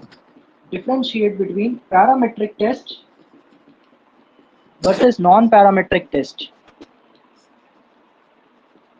तो पहला एग्जाम रिलेटेड क्वेश्चन तो वही है, प्रॉपर्टीज ऑफ गुड एस्टिमेटर। वो तो हर हाल में आएगा, विधि का विधान बन चुका है, वो पेपर में बनेगा, उसके बिना पेपर बन नहीं सकता। दूसरा पैरामेट्रिक वर्सेस नॉन पैरामेट्रिक, ये 80-90% की श्योरिटी है कि पेपर में मिले। भाई पूरी की श्योरिटी नहीं है क्योंकि थ्योरी क्वेश्चन है और डिफरेंशिएट वाला है। एग्जामिनर को पता है कि भाई डिफरेंशिएट क्वेश्चन दूंगा गली गली का बच्चा उठ के कर लेगा, कोई ना कोई तो डिफरेंस बना ही देगा, इसलिए वो कोशिश करता है ऐसे क्वेश्चन ना डाले जाए। बट स्टिल नया पेपर है, क्या पता डाल दे, आसान बनाना फर्स्ट टाइम आ रहा है इसका। What is the meaning of parametric test? क्या मतलब होता है पैरामेट्रिक टेस्ट का? सबसे पहली बात हम बोलते हैं यहाँ पे हमें कुछ ना कुछ अजम्पशंस लेनी पड़ेगी, बिना अजम्पशंस लिए मैं यहाँ पे काम नहीं कर सकता, फर्स्ट थिंग। दूसरी बात, मेरे को पॉपुलेशन की नॉलेज होनी चाहिए। पॉपुलेशन नॉलेज इज रिक्वायर्ड, ये पता हो मार्केट साइज कितना है। लेट सपोज मैं शिवाजी कॉलेज में आता हूँ, मैंने शिवाजी से पूछा भाई ईशान भाई जरा ये बताओ कि शिवाजी में इको ऑनर्स का मार्केट साइज कितना है। मैंने कहा फर्स्ट ईयर में देखो हमारे ग्रुप में 70 बच्चे हैं, सेकेंड ईयर में 50 हैं और उसमें भी 50 है, तो मतलब 170 का मार्केट साइज बन गया। That is your eco honours की population in the Shivaji college. तो this means now whatever data और जो भी मैं उसमें एनालिसिस करना चाहता हूँ वो क्या बनेगा, पैरामीट्रिक टेस्ट के रिस्पेक्ट में आएगा, क्योंकि पॉपुलेशन की नॉलेज मेरे को पता है। एग्रीड। Third point, correlation. जब भी हम कोरिलेशन की बात करते हैं तो ज्यादातर दो ही कोरिलेशन हम यूज करते हैं, या तो कार्ल पियर्सन या तो रैंक वाला। तो जो आपका कार्ल पियर्सन है, Karl Pearson coefficient of correlation, वो लगता है कहाँ, पैरामीट्रिक में। केपी से याद रखना, कार्ल पियर्सन, केविन पीटरसन, उससे याद रहेगा आपको। इसी से रिलेटेड चौथा पॉइंट, क्योंकि कार्ल पियर्सन कोरिलेशन जो अप्लाई होता है वो किस पे होता है, क्वांट डेटा पे। क्वांट डेटा मतलब वेरिएबल्स पे। Clear. Fifth thing, central tendency. 11वीं क्लास की स्टार्ट में आप पढ़ते थे सेंट्रल टेंडेंसी के 3 पार्ट, मीन मीडियन मोड। तो यहाँ पे आपकी सेंट्रल टेंडेंसी कौन है, मीन वैल्यू। लग गए 5 पॉइंट। देन अगर स्केलिंग की बात करें, कौन से scaling, it will B ratio या इंटरवल स्केल। जो मैं बात कर रहा था इतने रेंज से इतने में, 4 और 9 के बीच, तो इंटरवल स्केलिंग की बात होती है, तो मतलब पैरामीट्रिक टेस्ट है। यहाँ पे चले नॉन पैरामीट्रिक पे। नॉन पैरामीट्रिक को हम बोलते हैं it is distribution free test. ये बहुत इंपॉर्टेंट टर्म होती है with respect to the competitive exam, चाहे किसी को नेट का पेपर देना हो, वहां पे बहुत इंपॉर्टेंट ये टर्म है। डिस्ट्रीब्यूशन फ्री टेस्ट पेपर में आ चुका है कई बार इकोनॉमिक्स के नेट में कि भाई डिस्ट्रीब्यूशन फ्री टेस्ट बताओ क्या होता है, parametric, non parametric, both can be none of these, तो answer is non parametric. Second thing, there is no need for the population knowledge. आपको पॉपुलेशन नहीं पता तब भी ठीक है। यहाँ पे कौन सा लगेगा, रैंक कोरिलेशन। रैंक कोरिलेशन मतलब स्पियर्समैन वाला। और स्पियर्समैन की जब बात आ गई तो मतलब ये किस पे अप्लाई होता है, एट्रीब्यूट्स पे, मतलब क्वालिटेटिव एलिमेंट्स जैसे डांसिंग शो, ये मास्टर शेफ हो गया, इंडियन आइडल हो गया, तो वेरिएबल्स प्लस एट्रीब्यूट्स। और स्केलिंग के, और यहाँ पे अगर इसकी बात करें central tendency value, it will be median. तो median is the central value या सेंट्रल टेंडेंसी वैल्यू, और यहाँ पे आपका कौन सा चलता है, दैट इज योर प्रेफरेंसेस या ऑर्डिनल स्केलिंग।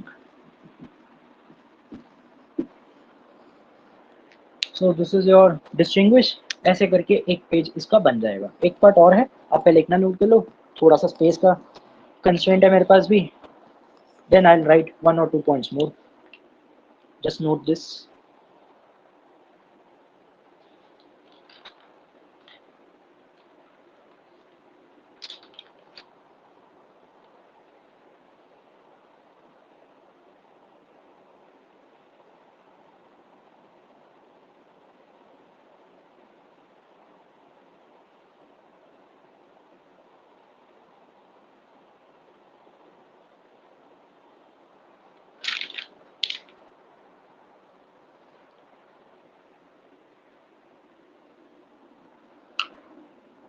चले आगे।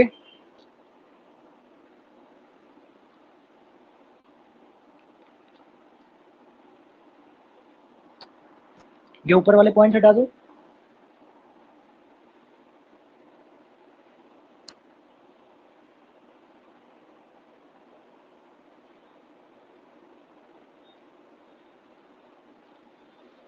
Now next point is,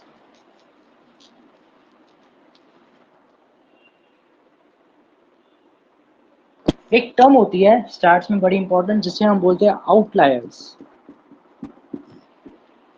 outliers मतलब एक तरीके की एक्सट्रीम वैल्यूज, लाइक आपके एक पेपर में नंबर आ रहे हैं, मान लो 100 नंबर का पेपर है, एक में आए 99, एक में आए 25, तो कहाँ 99 कहाँ 25, तो that is the outliers.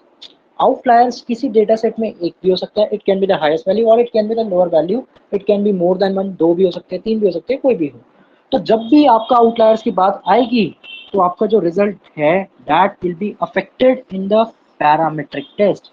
Outliers मतलब ऐसी वैल्यूज आपके रिजल्ट को अफेक्ट करती है, बट नॉन पैरामीट्रिक में क्या है, आउटलायर्स आपके रिजल्ट को अफेक्ट नहीं करता। This is one more difference.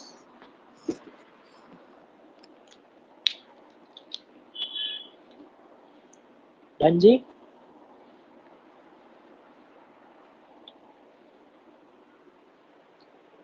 Now the type of test,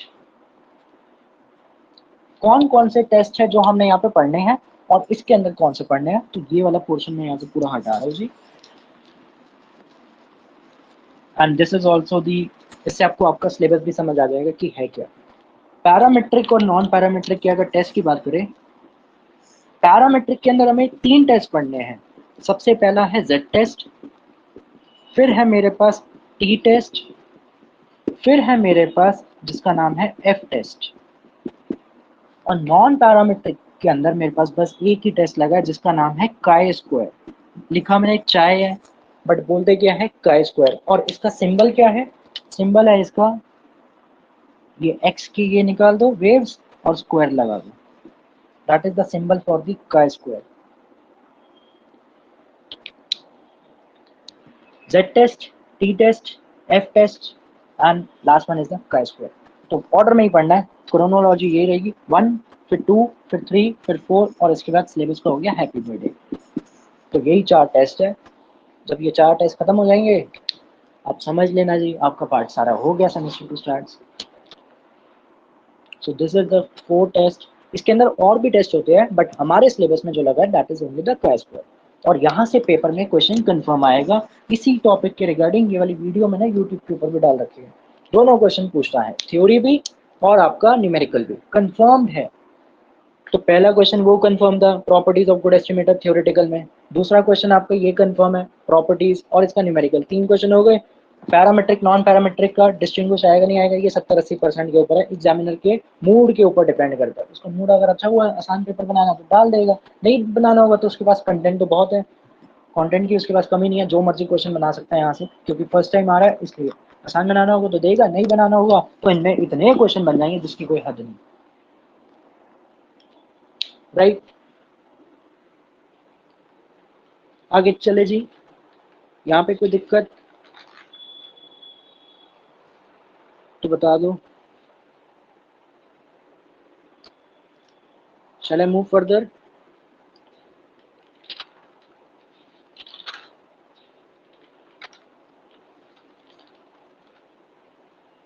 हाँ जी, एनी डाउट्स? आगे देखिए।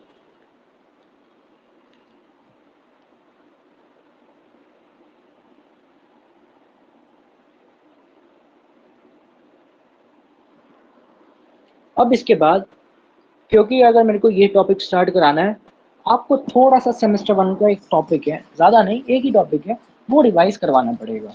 बिकॉज उसके रिवीजन के बिना मैं ये सेम 2 के टॉपिक्स नहीं पढ़ा सकता। और मैं यहाँ पे यही मान के चल रहा हूँ कि आपको वो नहीं आता। टॉपिक का नाम क्या है, नॉर्मल डिस्ट्रीब्यूशन। Normal distribution.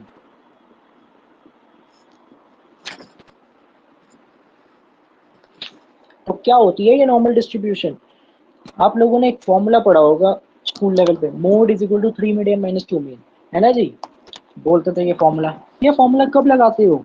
जब आपकी डिस्ट्रीब्यूशन कैसी है, सिमेट्रिकल।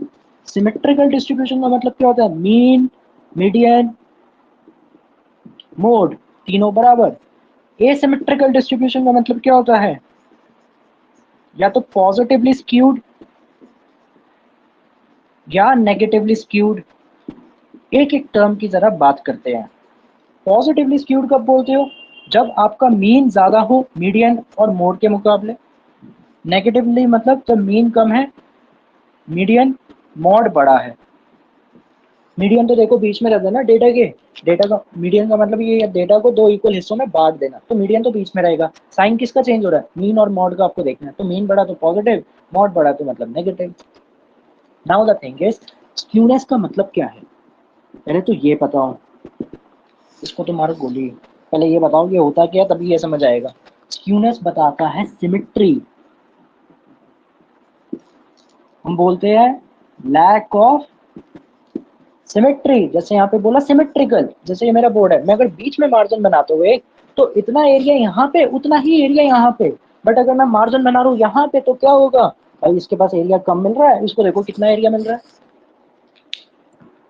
डन। तो दैट इज, ये स्क्यूनेस लग गई, यहाँ पे कम है यहाँ पे ज्यादा है, बट जब मैंने बीच में बनाया तो दोनों के पास इक्वल पोर्शन आ रहा है।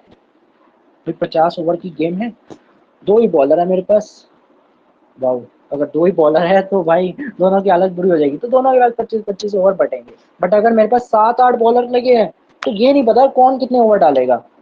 10 ओवर तो मैक्सिमम 2 या 3 से मैं डलवाऊं, क्या पता मैं थोड़े बहुत ओवर, किसी 6 ओवर डलवा रहा हूँ, किसी से 3, किसी से 1, पता चला सबसे 1-1, 2-2, 3-4 ऐसे करके डलवा दिए तो बट गया सारा मामला। बट अगर दोनों में इक्वल हिस्सा बढ़ता है तो सिमेट्रिकल है। क्लियर जी। और आपका ये जो नॉर्मल डिस्ट्रीब्यूशन होल्ड होता है, ये किसके ऊपर होता है, सिमेट्रिकल डिस्ट्रीब्यूशन के ऊपर होल्ड होता है। तभी हम यहाँ पे लिखते हैं मीन मीडियन मोड बराबर, और जो आप फॉर्मूला लगाते हैं mode is equal to 3 median minus 2 mean वाला, वो भी सिमेट्रिकल के ऊपर बेस्ड होता है। और वो फॉर्मूला दिया किसने था, कीविन पीटरसन, मतलब कार्ल पियर्सन। तो कार्ल पियर्सन ने ही वो फॉर्मूला डेवलप किया था। दीज आर द थिंग्स जो हमें अपने आंसर में लिखनी चाहिए, तभी एग्जामिनर आपको नंबर देगा।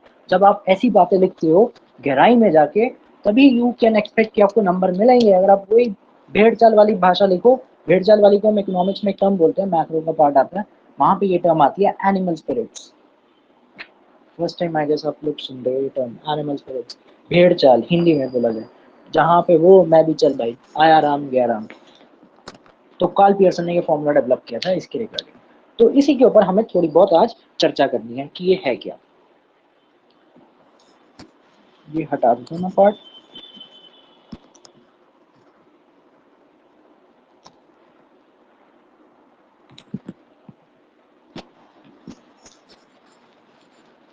पहली बात, ये नॉर्मल डिस्ट्रीब्यूशन का कॉन्सेप्ट किसने डेवलप किया, it was developed by British mathematician De Moivre. De Moivre 1733, 1733 में इसने 33 में इसने वाला कंसेप्ट दिया था नॉर्मल डिस्ट्रीब्यूशन का, पहली बात। दूसरी बात, कब होल्ड होता है, सिमेट्रिकल डिस्ट्रीब्यूशन पे होल्ड होता है।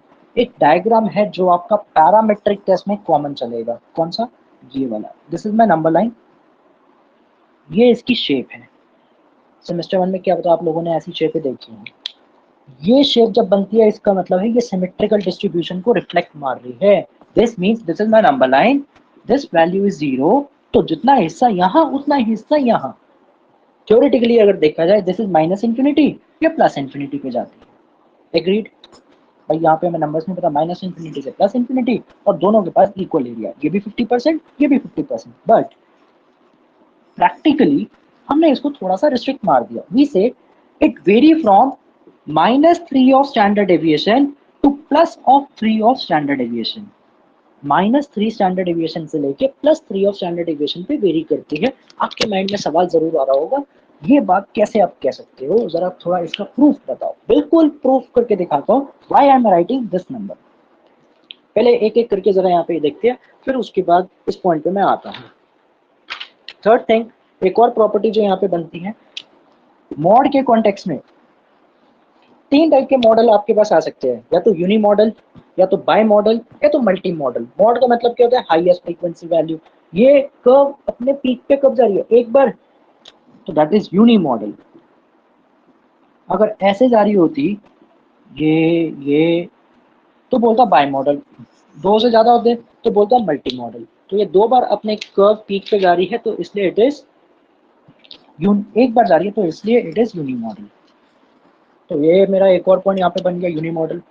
फोर्थ पॉइंट जो बन सकता है यहाँ पे, वो बनेगा with respect two point of inflection. लिखते कैसे इन्फ्लेक्शन को, XION। मतलब क्या पॉइंट ऑफ इन्फ्लेक्शन का, जब एक कर्व अपना कर्वेचर चेंज करती है, जैसे यहाँ पे ये कॉन्वेक्स है, फिर क्या हो गई इस पॉइंट के बाद, ब्लैक से अगर मैं मार्क करके दिखाऊं, इतना हिस्सा कॉन्वेक्स, कॉनकेव, ऐसे जा रहा है ना, दिस इज कॉन्वेक्स, ये ऐसे आ रहा है, दिस इज कॉनकेव। फिर देखो कॉन्वेक्स, फिर देखो चेंज हो गई यहाँ पे concave, and this is convex shape just like IC. IC भी तो आप ऐसे बनाते थे कॉन्वेक्स। तो जब भी कर्व की कर्वेचर चेंज होती है तो वहां पे हम क्या बोलते हैं, we get point of inflection. याद रहेगी ये बात, पॉइंट ऑफ इन्फ्लेक्शन। और ये हम निकालेंगे कैसे, ये वाला पॉइंट, ये वाला point, x is equal to mu plus sigma, और एक बनेगा x is equal to mu minus sigma. Let us say this is point A, this is point B. Plus वाला है तो ये, माइनस वाला है तो ये। This is your one more, चाहे आप इसे फीचर्स बोलो या प्रॉपर्टीज ऑफ नॉर्मल डिस्ट्रीब्यूशन बोलो, तो प्रॉपर्टीज ऑफ नॉर्मल डिस्ट्रीब्यूशन करके आप ये हेडिंग लिख सकते हो। This is just a revision. Paper में आपसे 99% श्योरिटी है ये नहीं पूछने वाला, बिल्कुल नहीं पूछेगा। Reason being this is semester 1 का पोर्शन, ये सेम 1 का पार्ट है। और जो बीए प्रोग्राम वाले विद मेजर इको है उनका ये सेमेस्टर 2 का पार्ट है, नॉर्मल डिस्ट्रीब्यूशन। तो उन लोगों के लिए क्वेश्चन इंपॉर्टेंट है, बट इको ऑनर्स वालों के लिए जिनका नॉर्मल इको ऑनर्स कोर्स है उनसे 99% ऐसा सवाल नहीं पूछने वाला, इतना आसान, क्योंकि कोर पेपर है ना, इस कारण। तो यूनी मॉडल डेटा है, मोड के कॉन्टेक्स्ट में पॉइंट ऑफ इन्फ्लेक्शन समझ आ गए। वन मोर फीचर, वो क्या, देखो मैंने ये लाइन जो आ रही है यहाँ, इसके टच करवाई एक्स एक्सिस के, ये यहाँ नहीं करवाई। तो लाइन कभी भी, लाइन बोलोगे इसको हम क्या बोलते हैं, टेल्स। ये जो दो टेलें आ रही है इस कर्व की, these tails will never touches the x axis। तो to tell never touches x axis, ये इसके पैरेलल चलती रहेगी, यहाँ आ जाएगी, यहाँ आ जाएगी, यहाँ आ जाएगी, बट कभी भी टच नहीं मारेगी। थोड़ा बहुत गैप दोनों के बीच में आपको मिलेगा ही मिलेगा। तो the two tails will never touches the x axis। this is also one more property of this normal distribution। Clear, आगे देखिए, ये 5 पॉइंट नोट हो गए।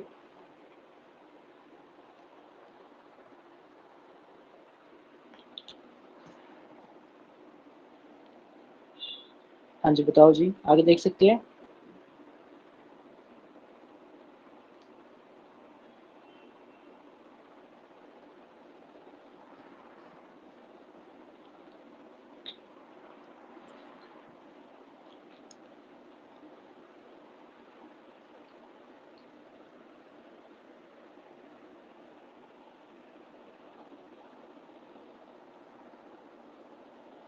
हटा दीजिए।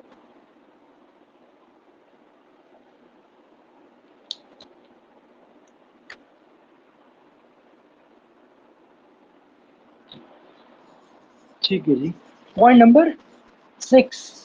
तो पॉइंट नंबर 6 क्या बनता है, एक टर्म आती है कोटाइल। कोटाइल का पहली बात मतलब क्या है, पहले कोटाइल को समझते हैं, फिर आते हैं इसके ऊपर कोटाइल का रिश्ता क्या है। कोटाइल का मतलब पूरे डेटा को 4 इक्वल हिस्सों में बांट देना, 25%, 25%, 25% एंड 25%। स्कूल लेवल पे आपके माइंड में एक सवाल जरूर आता था, कहते हैं आप बोलते हो कोटाइल का मतलब 4 हिस्सों में बांट देना, तो यहाँ पे आप लिखते हो Q1, Q2, Q3, और Q4 कहाँ गया था, Q4 कहाँ है। देखो जी, ये पूरा 100% है। अगर मैं Q1 की बात करूँ, Q1 का मतलब क्या है, Q1 का मतलब इसके लेफ्ट में 25% ऑफ डेटा आपका लाई करता है, एंड इसके राइट में कितना लाई करता है, जब ये 25 है, ये कितना है 75। परसेंटेज का मतलब मैक्सिमम 100 होता है भाई, 25 और 75 100 बन गए। तो जब आपने 3 हिस्से निकाल लिए, चौथा हिस्सा तो ऑटोमेटिकली आ जाएगा। जैसे किसी के पास मान लो 10 रुपए थे भाई, 4 रुपए खर्च कर दिए, कितने रह गए, 6 रुपए रह गए। सेम यहाँ Q2 को आप क्या बोलते हो, it is median value of quartile. Median value का मतलब दो डेटा को इक्वल हिस्सों में बांटना। यहाँ पे देखो इक्वल हिस्से हो गए, ये पहले 25 था, आज की डेट में ये 25 ऐड हो गया, मतलब 50 यहाँ लेफ्ट, 50 यहाँ राइट, वही शोले वाला, आधे राइट जाओ, आधे लेफ्ट जाओ, बाकी सारे मेरे साथ हो, तो बाकी कोई बचा ही नहीं, तो कौन आएगा। ये क्या बोलते थे आप, अपर कोटाइल। इसके लेफ्ट में कितना, 50 प्लस 25 मतलब ये 75, राइट में कितना 25 डेटा लाई कर रहा है। This is the interpretation of quartile. ये नहीं कि n1+/4 फॉर्मूला लगा दिया, n+1/4 करके तो कोटाइल आ गया, उसका इंटरप्रिटेशन क्या है। दिस मीन्स दैट उस वैल्यू के पीछे 25% डेटा लाई करता है, उसके राइट में 75% लाई करता है, if it is lower quartile. अगर अपर है तो उस अकॉर्डिंग, मीडियन वैल्यू है तो उस अकॉर्डिंग। याद रहेगा कोटाइल का मतलब, पता था तो बहुत अच्छी बात है, वैसे जस्ट रिवीजन, क्योंकि बाद में बहुत लोग रिकॉर्डिंग देखते हैं तो फिर ये छोटे छोटे क्वेश्चन माइंड में रहते हैं किसी के। नाउ अब हम अपने कॉन्टेक्स्ट में जरा कोटाइल को लाते हैं। हमने बोला भाई देखो ये सिमेट्रिकल डिस्ट्रीब्यूशन है, करेक्ट, अभी पीछे लिखा था। सिमेट्रिकल डिस्ट्रीब्यूशन होने का मतलब ये है जो आपके कोटाइल्स हैं they are equidistant from median, quartile are equidistant from median, median से वो क्या रहेगा, इक्विडिस्टेंट रहेगा। नाउ इक्विडिस्टेंट का मतलब क्या होगा, इक्वल डिस्टेंस। बट ये बात कब होल्ड करती है, if and only if it is symmetrical distribution. Symmetrical है तभी होल्ड करेगी, एसिमेट्रिकल है या स्क्यूनेस लग गई तो नहीं होल्ड करेगी, there should be no skewness. देखो जी कैसे, मैं लिखता हूं Q2, Q2 की बात अगर की जाए that is your median value, तो इसको मैं मीडियन ही लिख देता हूँ एक तरीके का, ये मीडियन है, minus Q1 will be equal to Q3 minus median, Q2 की जगह I am substituting the median. Done.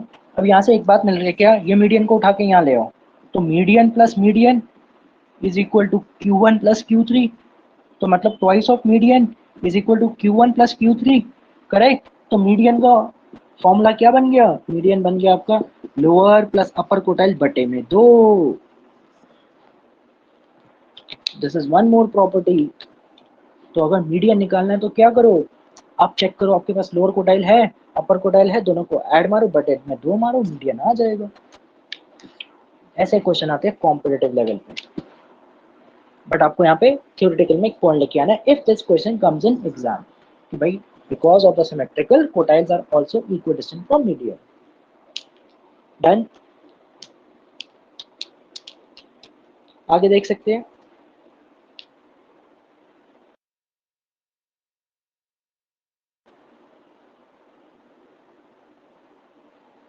हाँ जी बताओ जी, आगे चले, ये पोर्शन हटा दूं।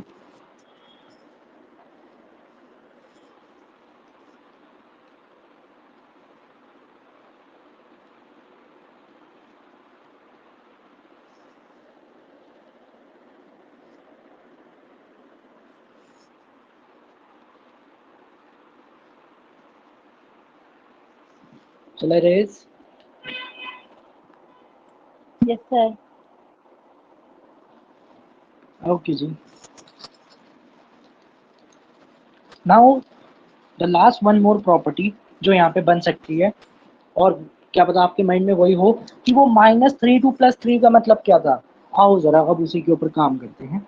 एक बार कर्व बना देता हूँ बढ़िया सी, जैसे नॉर्मल डिस्ट्रीब्यूशन कर्व, राइट। अब मैंने बोला था ये -3 ऑफ सिग्मा से लेके +3 पे वेरी करता है। माइनस और प्लस क्यों बोल रहे हैं, क्योंकि दिस इज माई जीरो, ये माइनस की वैल्यूज है प्लस की वैल्यूज। अब यहाँ पे हमारे पास कुछ पेयर्स बन रहे हैं, लाइक अगर मैं सैंपल मीन में प्लस और माइनस करता हूँ कोटाइल डेविएशन, तो जो मेरे को नेट रिजल्ट मिलता है that will be equivalent to 50% of area. अगर मैं कोटाइल डेविएशन को प्लस कर दूं और माइनस कर दूं, मतलब ये वाला हिस्सा अगर बात करें तो इतनी जो कवरेज हो रही है दैट इज 50%। प्लस किया क्यूडी, माइनस के लिए माइनस की वैल्यू, एग्रीड। अगर मैं सैंपल मीन में प्लस माइनस कर देता हूँ मीन डेविएशन, तो मेरे को जो रिजल्ट मिलेगा that will B approx 57.5% of area. तो दैट इज ब्लैक वन, ये 50 था, ये 57.5% हो गया ऑफ मीन डेविएशन, क्लियर। जब मैं इसमें स्टैंडर्ड डेविएशन को प्लस माइनस करता हूँ तो जो नेट रिजल्ट आता है that will be 68.27% of area. लाल इंक लगा देते हैं, मतलब ये 68.27 कब, मीन में प्लस किया एसडी और माइनस वैल्यू के लिए माइनस किया स्टैंडर्ड डेविएशन।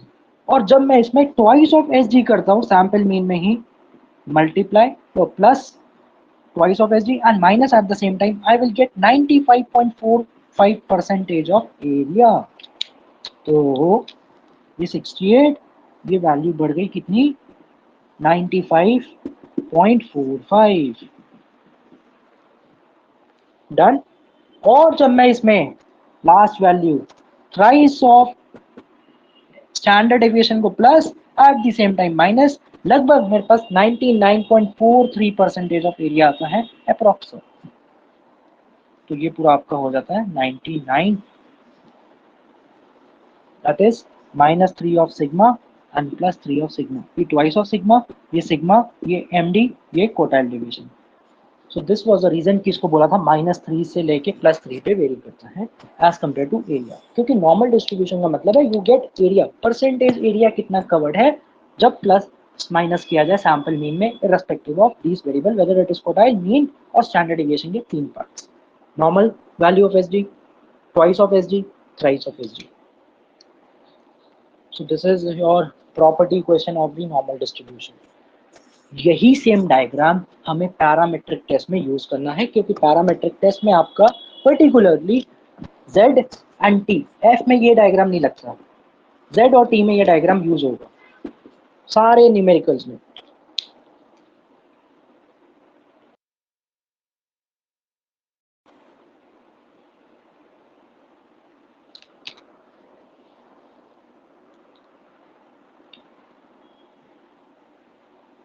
हाँ जी, कोई डाउट? यहाँ तक गेम समझ आ गई सारी?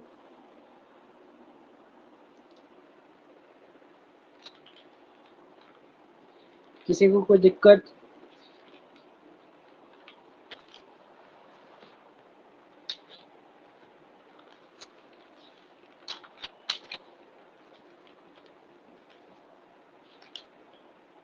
आगे देखिए,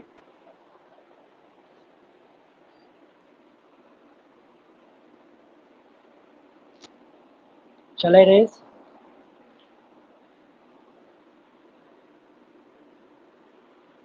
एक बार, हाँ बिल्कुल, मैंने ये बात बोली, ये हमारी नंबर लाइन है, हमें यहाँ पे परसेंटेज ऑफ एरिया की बात करनी है। नॉर्मल डिस्ट्रीब्यूशन का मतलब इस लाइन के नीचे कितना एरिया लाई करता है, इस पूरे कर्व के नीचे जो है एरिया अंडर दिस कर्व कितना है। तो हमने कहा आप पहले कोटाइल डेविएशन जब भी ऐड करते हो या माइनस करते हो, प्लस माइनस बोथ, प्लस का मतलब पॉजिटिव साइड, नेगेटिव का मतलब यहाँ वाली साइड, तो हमें 50% ऑफ एरिया मिलता है। जब भी मान लो सैंपल मीन आपका 5 है, इसमें क्यूडी आपने निकाला, उसको प्लस किया, उसको माइनस किया, तो मतलब वो 50% ऑफ एरिया कवर करते हैं। अगर मीन डेविएशन को करते हो ये get 57.5% of area. Then standard deviation को अगर ऐड करते हो तो 68% के आसपास एरिया मिलता है। ट्वाइस ऑफ स्टैंडर्ड डेविएशन करते हो तो 95 के आसपास एरिया मिलता है, बट जब मैं थ्राइस कर देता हूँ तो लगभग पूरा 100% के आसपास एरिया मिलता है। So these are the empirically values. Empirically values means data tested है, डेटा को टेस्ट, जैसे वो जो फॉर्मूला बोलते हैं हम empirical formula, mode is equal to 3 median minus 2 mean, similarly these values are empirically tested कि हेंस प्रूव्ड है, हर बार इतना ही रिजल्ट मिलेगा। और टोटल एरिया कितना हो गया under this curve, that is 1।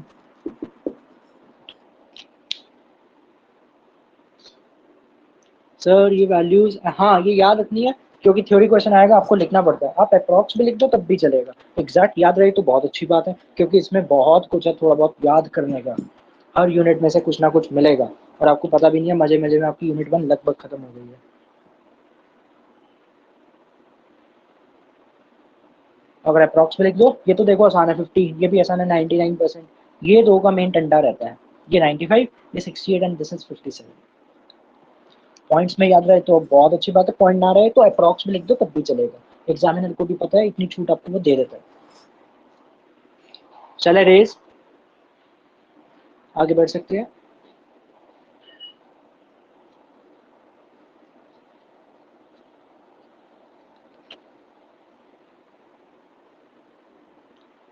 Okay, so now let's move on to the type of parametric test। देखो जी, यहाँ पे लिखता हूँ मैं Z टेस्ट, यहाँ लिखता हूँ मैं T टेस्ट, यहाँ लिखता हूँ मैं F टेस्ट, और कुछ चीजों के ऊपर हम तीनों को कंपेयर करते हैं। कब Z की बात आएगी, कब T की बात आएगी, कब F की बात आएगी, फॉर द न्यूमेरिकल्स। न्यूमेरिकल में आपको जो भी क्वेश्चन देता है आपको ये आइडेंटिफाई करना है सबसे पहले कि वो जेड टेस्ट का क्वेश्चन बन रहा है, टी का बन रहा है या एफ का बन रहा है। These are the parametric test. Correct. सबसे पहली बात, जेड टेस्ट दिया किसने? It was given by the Fisher. F test was also given by the Fisher, दोनों फिशर ने दिए। टी टेस्ट किसने दिया? It was given by William Gosset in 1908। Again से यहाँ ईयर लिखना आपको कंपल्सरी नहीं है, ये इसलिए लिखा है क्योंकि बहुत सारे लोग होते हैं जो कॉम्पिटिटिव पेपर की तैयारी करते हैं, तो उनके लिए बात है। वहाँ पे ऐसे क्वेश्चन आपसे पूछते हैं, जब भी एमसीक्यू पेपर होगा कहीं तो वो पूछेगा बताओ टी टेस्ट कब आया था, क्रोनोलॉजी मैच करने के लिए। और टी टेस्ट को ही एक और नाम से जाना जाता है, student distribution. Student T distribution. तो स्टूडेंट टी डिस्ट्रीब्यूशन बोलो या टी टेस्ट बोलो, बात सेम है। बट दिया किसने था? विलियम गॉसेट ने। और इसी का एक और नाम है, अल्टरनेट नेम विलियम गॉसेट की जगह we also say it is also known as Welch test. Welch test. तो अगर पेपर में बोल देता है यूज वेल्च टेस्ट, मतलब वो आपसे टी टेस्ट की बात कर रहा है। डन? क्लियर जी? ये सब समझ जाए गया किस बंदे ने किसको क्या दिया। दूसरी बात, कब लगाते हैं? तो नेम मतलब फाउंडर कौन है, फाउंडर के बाद सैंपल साइज, क्योंकि हमें तो सैंपल के ऊपर काम करना है ना। अब सैंपल के रिगार्डिंग बहुत डिबेटेबल क्वेश्चन होता है, क्या किस नंबर को मैं डिफाइन करूं कि ये मेरा सैंपल बनेगा या नहीं बनेगा। जैसे मान लो मैंने सैंपल उठाया 30, मेरे सामने अब क्वेश्चन क्या है, whether it will be classified in small sample or it will be classified as large sample। कैसे पता चलेगा?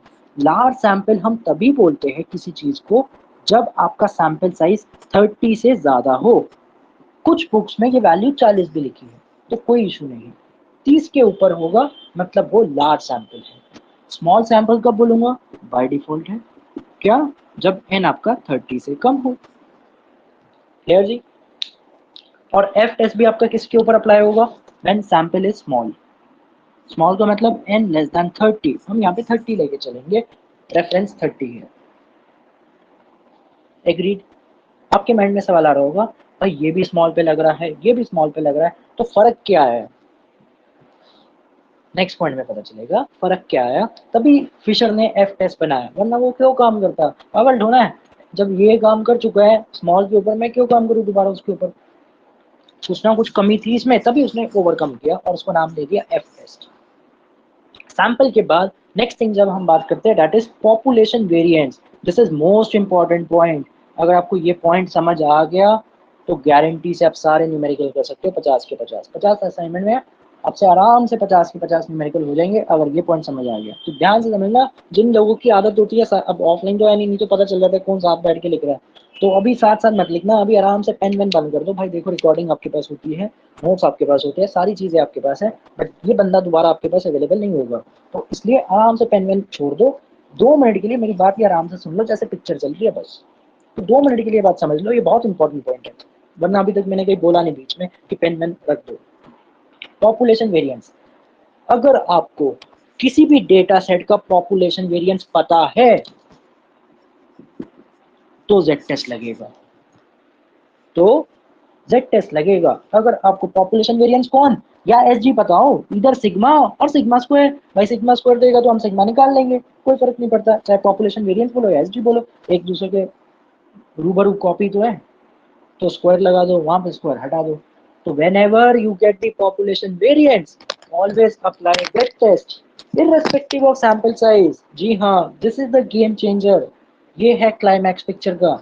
जब भी आपको पॉपुलेशन एसडी पता हो, चाहे सैंपल साइज मैं कह रहा हूँ आपका 5 ही क्यों ना हो या 500 ही क्यों ना हो, जो मर्जी सैंपल साइज चल रहा है, मेरे को उससे कतई फर्क नहीं पड़ता अगर मेरे को सिग्मा पता है। एग्रीड? यहाँ पे कोई दिक्कत?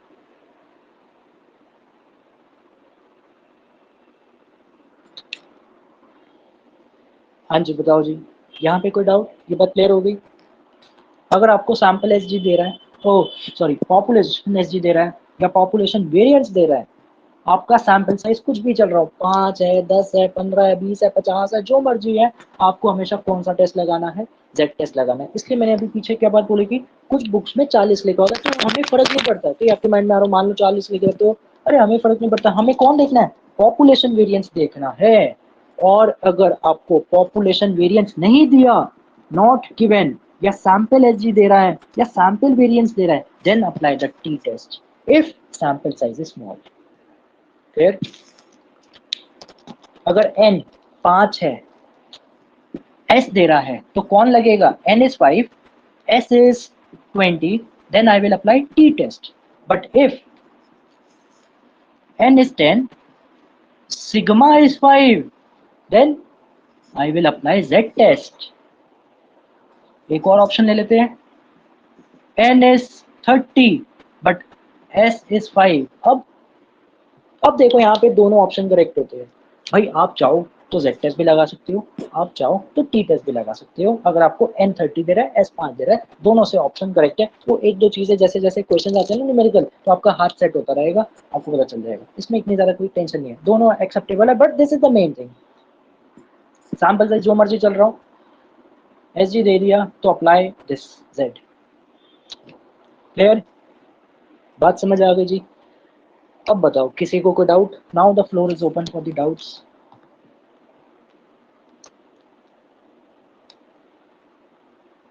हाँ यश भाई, कोई डाउट है? वंश, कोई दिक्कत? सुरभि जी, आपको कोई दिक्कत?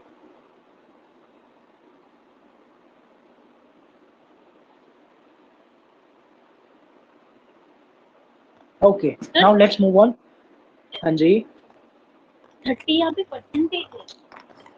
परसेंटेज नहीं, sample size, numbers 1 2 3 4 5। 30 is a number, reference के लिए। लास्ट पॉइंट, एक बार लास्ट पॉइंट ये वाला मैंने यहाँ पे 3 सिनेरियो लगा दिए। पहला लगा दिया जहाँ पे सैंपल साइज मेरा 5 है, वहां पे आपको सैंपल एसजी दिया है 20।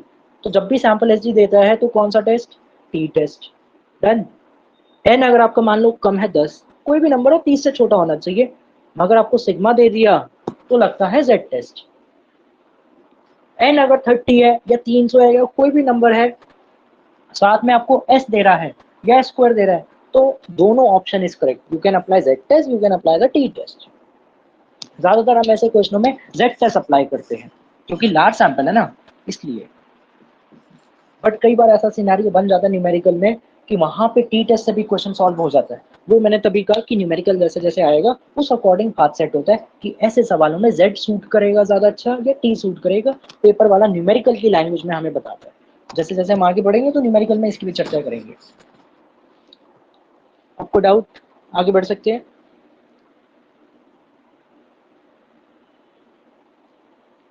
हाँ जी बताओ जी।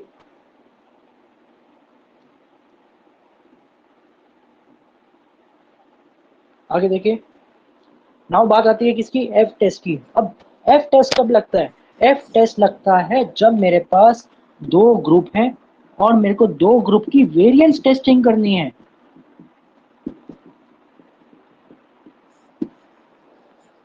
तब मैं एफ टेस्ट लगाता हूँ।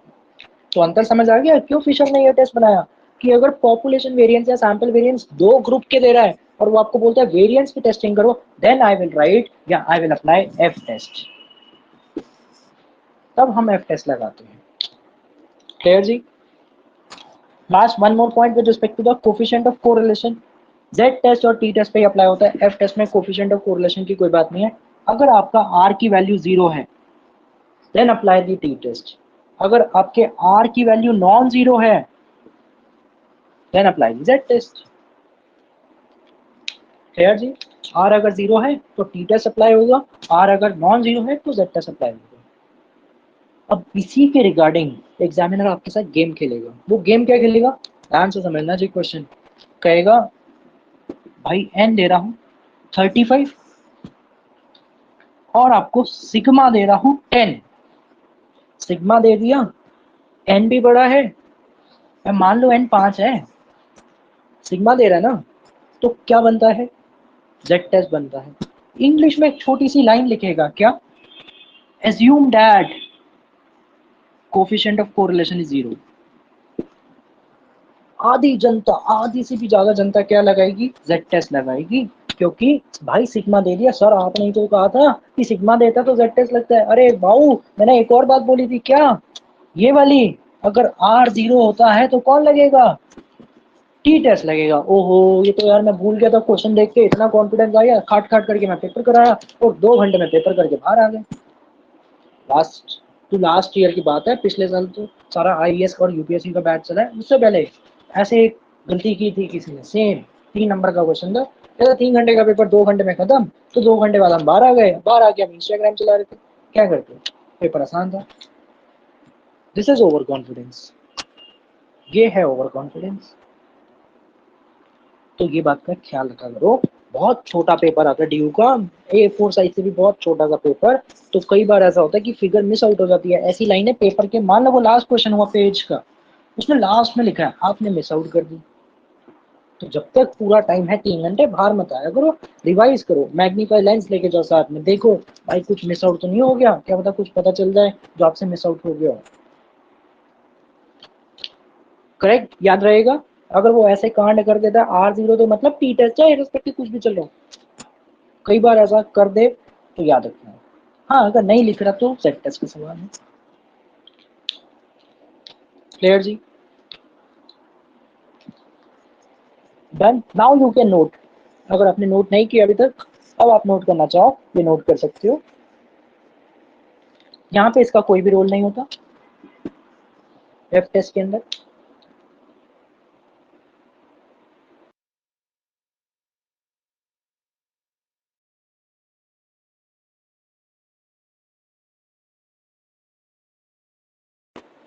आगे बढ़ सकते हैं।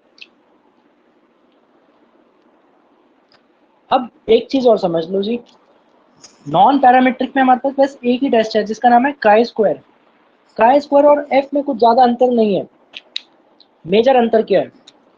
मेजर अंतर ये है, ये भी आपका पॉपुलेशन वेरिएंस टेस्टिंग को यूज करने में हेल्प करता है, बट सिंगल डेटा सेट। जब भी एक सिंगल डेटा सेट होगा और वो बोलेगा वेरिएंस टेस्टिंग करो, तो मतलब का स्क्वायर टेस्ट है। और जब भी दो डेटा दे देता है, दो ग्रुप दे रहा है, वेरिएंस टेस्टिंग करो, तो एफ टेस्ट है बस। This is the only difference between F and काई। दोनों किसके ऊपर अप्लाई होते हैं? वेरिएंस टेस्टिंग के लिए। This is a similarity also, but difference क्या आ गया, ये दो ग्रुप पे लगता है और ये सिंगल पे लगता है। किसी के माइंड में आ रहा, मान लो 3 ग्रुप दे तो 3 नहीं देगा, पेपर वाला आपको 2 ही देगा, 2 से ज्यादा वो बढ़ता नहीं है, सिलेबस में इतना ही लगेगा। एफ टेस्ट 2 पे ही अप्लाई होगा। डन, डिफरेंस समझ आ गया जी। एफ और काई में मेजर क्या है, और काई स्क्वायर आपका कौन सा है? Non parametric. ये 3 कौन है? Parametric. So this is the picture of semester 2 stats. इसी की कहानी हमने आगे गानी है। ये ये दी एंड। मेरे लिए तो देखो रोज का काम है, क्योंकि यही पढ़ाते हैं और तो कोई काम है नहीं हमारा। बट आप लोगों के लिए फर्स्ट टाइम पढ़ रहे हो तो नई चीज़ है, टाइम लगेगा चीज़ों को रिटेन करने में। अभी लग रहा होगा बहुत आसान है, बट यही सेम चीज़ अगर मैं आपसे 2-3 दिन बाद पूछूंगा, डेफिनेटली आप कुछ ना कुछ मिस आउट करने वाले हो। तो इसलिए बेटर क्या रहता है कि साथ साथ पढ़ते रहा करो। This is the only technique.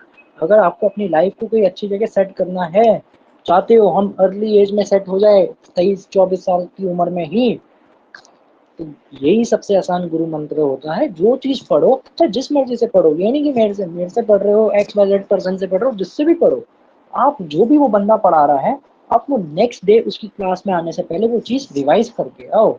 ये चीज अगर आपने फॉलो कर ली, तो डेफिनेटली आप अपनी लाइफ में कहीं ना कहीं सेट होने वाले हो। और यही रीजन है कि बहुत लोग जल्दी सेट हो जाते हैं, क्योंकि वो समझ जाते हैं कि पढ़ने का फॉर्मेट क्या होना चाहिए। बहुत लोग होता है दिन रात पढ़ते रहते हैं, 10-10 घंटे, 12-12 घंटे, बट वो नहीं निकाल पाते। तो कहीं ना कहीं वो लैग कर रहे हैं। तो लैग क्या है? जब उसने चीज पढ़ाई आपको, आपने 3-4 दिन किताब बंद की और चले गए घूमने फिरने, हाँ भाई गाड़ी उठाए, वो ट्रिप मार के आते हैं, फिर आ रहे हो हफ्ते बाद क्लास में, अरे भाई भूल गए सर, तो फिर कुछ नहीं निकलेगा। तब तो आप वही भेड़ चाल वाली जिंदगी में आ गए। जो 1% ऑफ पॉपुलेशन है, जिसे हम कहते हैं पढ़ी लिखी आबादी, 1% ही है वो, बाकी तो सारे भेड़ चाल वाले लोग हैं। कंपटीशन है क्या इंडिया में? कोई बोलता है कंपटीशन है? नो। आधे लोग तो हटा दो, एलिमिनेट, भूल जाओ। बहुत कम परसेंटेज ऑफ पॉपुलेशन है जो सीरियसली कुछ ना कुछ करना चाहती है जिंदगी में। बाकी तो सारे आवारागर्दी और वेला बंदी कर रहे हैं। हो जाएगी BA, हो जाएगी MA, कर लेंगे कुछ ना कुछ, धंधा चला लेना, कुछ ना कुछ काम तो हो ही जाएगा। नहीं होगा तो ड्रीम 11 जिंदाबाद, ड्रीम 11 से पैसे कमा लेंगे, तो वो काम भी अच्छा, पैसे कमाने हैं ना, तो चाहे ड्रीम 11 खेल के कमाओ चाहे ये पढ़ के कमाओ, एट द एंड आपका एम यही है ना। बट पावर ड्रीम 11 में नहीं है, पैसा जरूर दूंगा ड्रीम 11 में, पावर चाहते हो, आपके साइन कर रहे हो उसकी पावर हो, वो यही चीज देगी। तो सबसे आसान रास्ता है, जो चीज पढ़ी जस्ट रिवाइज, रेगुलर बेसिस पे अगर आपने ये प्रैक्टिस बना ली अपनी, तो ऑन रिकॉर्ड ये बात बोल रहा हूँ, आप अपने आने वाले 5 साल में बहुत अच्छी जगह सेट होने वाले हो। 5 साल का मतलब 3 साल की बैचलर, 2 साल की एमए, क्योंकि यही चीजें हैं जो आगे काम आती है। तभी मैंने बार बार का एमसीक्यू फॉर्मेट में ऐसी क्वेश्चन पूछता है, आईएएस डिस्क्रिप्टिव एग्जाम में, यूपीएससी के एग्जाम में ऐसी क्वेश्चन आते हैं। This is the only game. ये कारण है कि डीयू वाले पेपर निकाल लेते हैं, क्योंकि डीयू वालों को पता है ये सभी तो आना पेपर में, और यही सब आना, तो इसी के ऊपर अच्छा से फोकस करो, इसी को अच्छे से पॉलिशिंग करके सब चीजें रिटेन रहनी चाहिए। सो यही यहाँ पे मैंने लास्ट क्लास अपनी ओवर की थी ऑफलाइन बैच में, और यहीं पे मैंने आपको समाप्त किया है। एक टेबल का क्वेश्चन आता है ग्राफ वाला देखने का, वो हम नेक्स्ट क्लास में करेंगे, और रिकॉर्डेड वर्जन में तो सब अवेलेबल है। 8 क्लास लगी थी रिकॉर्ड करने में, और दोबारा ऑनलाइन रिकॉर्ड लाइव है तो उतना ही टाइम आई गेस लगेगा। 7 क्लास है या 6 क्लास, तो संडे टू संडे बेसिस पे है। 2 ऑप्शन है आपके पास, या तो रिकॉर्डिंग्स देख सकते हो, रिकॉर्डिंग में अगर कोई दिक्कत है तो पूछ सकते हो, ऑफलाइन पढ़ना है ऑफलाइन आगे पढ़ सकते हो, लाइव पढ़ना है लाइव पढ़ सकते हो। तो 3 ऑप्शन आपके पास है। संडे के दिन सारी क्लासेस होगी, रिकॉर्डिंग आप जब मर्जी देख सकते हो एज पर योर कन्वीनियंस, उसमें कोई इशू नहीं है। चाहे मंडे देखो ट्यूसडे देखो, और जहाँ भी अगर डाउट है तो संडे की क्लास में पूछ सकते हो, या उससे पहले भी पूछना, उससे पहले भी पूछ सकते हो। ऑफलाइन पढ़ना चाहते हो तो ऑफलाइन, तो जिसका अगर प्लान है ऑफलाइन आने का, तो भी मैंने कहा था कि क्लास अगर आप अटेंड करना, इसके बाद ही ऑफलाइन में आपको समझ आएगा। सेकंड क्लास में अगर आ जाओ एकदम से कहोगे कुछ समझ नहीं आ रहा, जा रहे हैं हम, आएगा ही नहीं, क्योंकि अब आपने ये सारा पढ़ लिया, आपको पता है हाँ भाई फिशर कौन है, जेड कौन है, एस्टिमेटर क्या होते हैं। नाउ यू विल नो कि हाँ ये सब तो पढ़ा था, हैशटैग थ्रोबैक थर्सडे। कोई डाउट किसी के तो बता दो जी, एंड करें फिर।